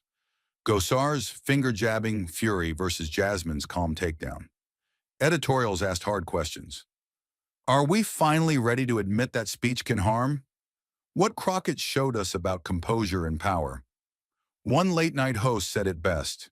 If you want to know the difference between ego and evidence, just watch that hearing. She didn't come to perform. She came prepared. But perhaps the most powerful echo didn't happen on national television. It happened in a high school gym in rural Texas. A teacher had played a portion of the hearing for her students. After it ended, she asked them what they thought. A 15-year-old girl stood up, dark curls pulled into a bun, notebooks pressed to her chest, and said, "I want to be like her, not loud, just ready, just unshakable." The room was quiet. The teacher, holding back tears, said nothing. Because that moment, unscripted, unrehearsed, captured what no pundit could spin. Jasmine Crockett hadn't just spoken truth to power. She'd spoken it in a way that taught others how to do the same. And for every smear, every headline calling her divisive, every voice yelling that she had gone too far, thousands of voices now whispered something louder. She didn't raise her voice. She raised the standard. So yes, the backlash was real, predictable, even vicious. But so was the shift. And this time, it was irreversible. 3 days had passed since Jasmine Crockett's televised interview, and still, America hadn't moved on. That, in itself, was a disruption. Usually these moments flicker and fade. Today's outrage becomes tomorrow's footnote, and truth, however raw or powerful, drowns beneath the churn of scandal and spin. But this wasn't like the others. Jasmine hadn't delivered a viral zinger. She delivered a reckoning. And when she looked into the camera and asked, "Who is really hurting democracy?" the country didn't just hear her, it felt her. In that moment, something shifted. And across living rooms, offices, schools, even church pews, millions turned inward to confront what they had just witnessed. Not noise, not theater, but a mirror. It began quietly in spaces that don't usually host political debate. In a barbershop on Chicago's South Side, the TV played the interview on loop. At first, the barbers and clients laughed at Gosar's unraveling, shaking their heads. But then Jasmine's line played again. Free speech does not mean free harm. One man, a retired postman, leaned back in his chair and said, "She didn't just speak for Congress. She spoke for all of us who've been told to sit down and take it." No one disagreed. In Seattle, a group of teenagers who had never watched C-SPAN in their lives stitched her quote into a video essay project for English class. The teacher hadn't assigned it. They chose it.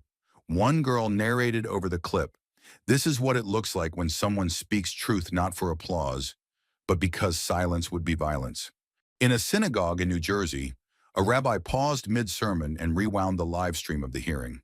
She pointed at Jasmine's calm face as Gosar shouted at her and said, "This is what spiritual courage looks like. Dignity in the face of contempt. Stillness as resistance."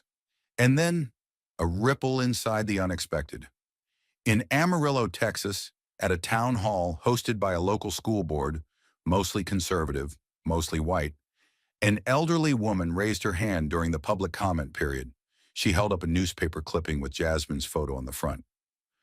"I never agreed with her politics," the woman said, "but when I saw her sit through that abuse and answer with facts and composure, I thought, that's the kind of spine we used to value in this country." There was silence. No applause, just nods. Honest, stunned nods. Cable networks didn't know what to do with it. The usual commentators tried. One anchor called her a polished provocateur. Another insisted this was identity politics weaponized through performance. But even as they said the words, the footage contradicted them. Jasmine hadn't shouted. She hadn't pointed. She hadn't even raised an eyebrow. She'd sat. She'd listened. And then when it was her turn, she told the truth like it was a closing argument at the trial of a nation that had finally run out of excuses. It wasn't just the content, it was the contrast. In an era when volume wins airtime and rage goes viral, Jasmine Crockett did something revolutionary. She refused to perform. She dismantled an entire ecosystem of noise by refusing to shout above it. And in doing so, she didn't just win a hearing, she shattered a norm. That night in a Brooklyn apartment, a father of two played the clip on his phone while his young daughter sat beside him. After it ended, he turned to her and said, "You know why she's powerful? Because she knew they wanted her angry, and she didn't give it to them." The girl looked up. "She didn't even blink," she said. "No," her father said, "she didn't." In Los Angeles, an acting class dissected Jasmine's hearing like a monologue. The instructor called it the most masterful use of pause I've ever seen on camera. One student said, "She let the silence hang like a question you couldn't escape." Another whispered, "She reminded me why I got into this in the first place." But perhaps the most jarring moment came from the other side of the aisle. On a conservative podcast, two former campaign strategists debated her performance. The first insisted it was manipulative, calculated. She knew exactly what she was doing, he sneered.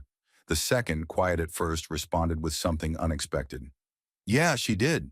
She brought proof, and we brought posture. That's why it landed. We keep yelling about being silenced, but maybe we're just finally being heard and not liking the reflection. It was subtle, but it was spreading. A local TV station in Birmingham ran a segment titled Composure as Protest, What Jasmine Crockett Showed America. In D.C., a museum curator contacted Jasmine's team asking for permission to archive the hearing transcript and microphone footage in their civic justice collection. In New Orleans, a jazz musician sampled her voice for a new track titled Evidence. The spoken word hook, "You can yell, but I have evidence." But beyond all the reactions, beyond the media, the memes, the murals, there was something else, something deeper. Reflection. For a brief moment, the country looked in the mirror and saw its own dissonance. How it rewards rage but fears conviction. How it uplifts chaos but punishes control. How a woman who did nothing more than sit still, armed only with truth, had shaken the entire foundation of a system that had grown comfortable ignoring voices like hers. Jasmine didn't shout down a man. She forced a nation to face itself. And the question she left in the air, who is really hurting democracy, was no longer rhetorical. It was an indictment, and millions were still trying to answer it.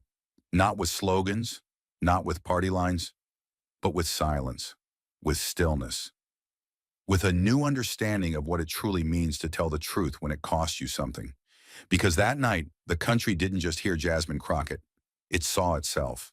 And not everyone liked what they saw. But even as the headlines faded and the social media waves receded, something far more lasting remained. A lesson not printed in policy or etched into law, but written quietly into the conscience of a nation still grappling with the difference between noise and truth. There is a moment in every story when the action ends, but the meaning lingers. When the lights dim, the crowd disperses, and what's left behind is not applause, not outrage, but a question. Jasmine Crockett didn't just walk into a hearing to challenge one man. She walked into a system designed to outshout her, outnumber her, and outrank her, and still she made truth louder than power. That is the lesson, not in what she said, but in how she stood. Surrounded by microphones, pointed fingers, historical silence, and generational weight, she didn't flinch. She didn't swing. She didn't fold. She simply endured. And in enduring, she exposed something far bigger than a lie. She revealed the high price of dignity in a room that had long forgotten its worth. It is tempting to see her as exceptional, as a singular force of nature. But the deeper truth is more confronting. She is not alone. She is the face of every woman who's ever been told to lower her voice to be heard, of every Black professional asked to prove twice as much for half the credit, of every child who grew up believing that composure was not a luxury, it was a shield. What Jasmine endured on national television, others face in boardrooms, in courtrooms, in classrooms, every single day. She didn't just bring evidence into a hearing, she carried lived reality into a space designed to deny it. And when she spoke, she didn't just speak for herself. She stood on the shoulders of every person who ever swallowed their pride to protect their purpose. The human lesson, then, is not that truth wins because it is louder. Truth rarely wins that way. Truth wins when someone is willing to hold it steady in the face of collapse. Jasmine showed that. She didn't outshout her opponent. She outlasted him. Her silence became strategy. Her restraint became resistance. And in a culture addicted to instant outrage, she reminded the world that the most revolutionary thing you can do is not lose your center in the middle of someone else's storm. But there's a darker lesson too, one the nation must sit with. It should not take this much grace to be believed. It should not take this much calm to be respected. It should not take this much pain to be heard. Jasmine faced a room stacked against her, not just in party lines, but in posture, in legacy, in expectation. She walked into that chamber not as a blank slate, but as a projection screen for everything this country still fears in a black woman. Brilliance, confidence, boundary, and she carried that burden with more control than should ever be required of one person. The unfairness of that, the cruelty of it, must not be romanticized. It must be confronted. Because while Jasmine may have turned fire into clarity, no one should have to. And yet that's where the real moral clarity shines. Because she did. She did it with hands that didn't tremble and a voice that didn't rise. She did it with receipts, with precision, with courage sharpened by generations of silence. And in doing so, she left behind a roadmap, not for how to win arguments, but for how to live with principle in a world designed to test it. This is the human lesson. That strength is not the loudest voice in the room.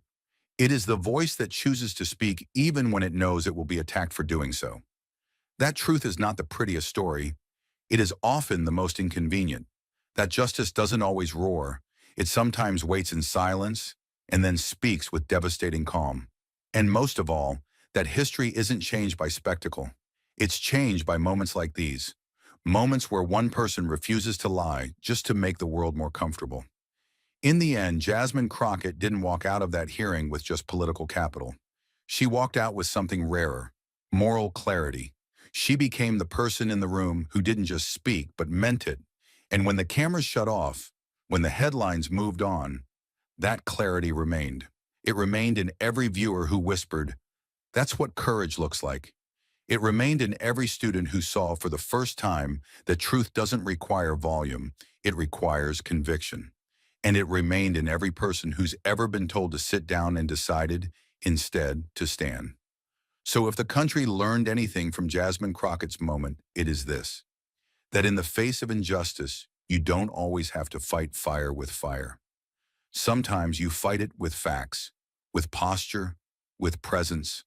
And when you do, when you stand your ground with your whole self intact, you don't just tell the truth, you change the temperature of the room. But if Jasmine's story taught us anything, it's that truth alone is not enough. It must be defended. It must be carried forward. And now, it's our turn. This isn't the end of a hearing. It's the beginning of a reckoning. Because what Jasmine Crockett endured in that chamber, the jeers, the dismissal, the weaponized silence, was never meant to be personal. It was systemic. It was scripted, and it was designed to outlast her. But she didn't just survive it, she flipped the script. And if we're watching from the sidelines, stunned into silence by her composure, we're missing the point. This moment doesn't belong to her alone. It belongs to all of us who say we believe in democracy, but forget it's something we have to protect. Not just with votes, but with volume, with vigilance, with voices that show up when the cameras are off. Now is the time to speak up, in school boards, on ballots, in workplaces, and in policy. To call out lies when we hear them. To demand consequences when leaders cross the line. Because if one woman can shift the room with evidence and resolve, imagine what we could do if we all stood beside her. Thank you for watching until this moment and for standing with us on this journey for justice. Your support means everything. Like subscribe and turn on notifications so you never miss what's next. And we'd love to hear your thoughts. Leave a comment below and let us know what moved you most in this story. Together, our voices make a difference.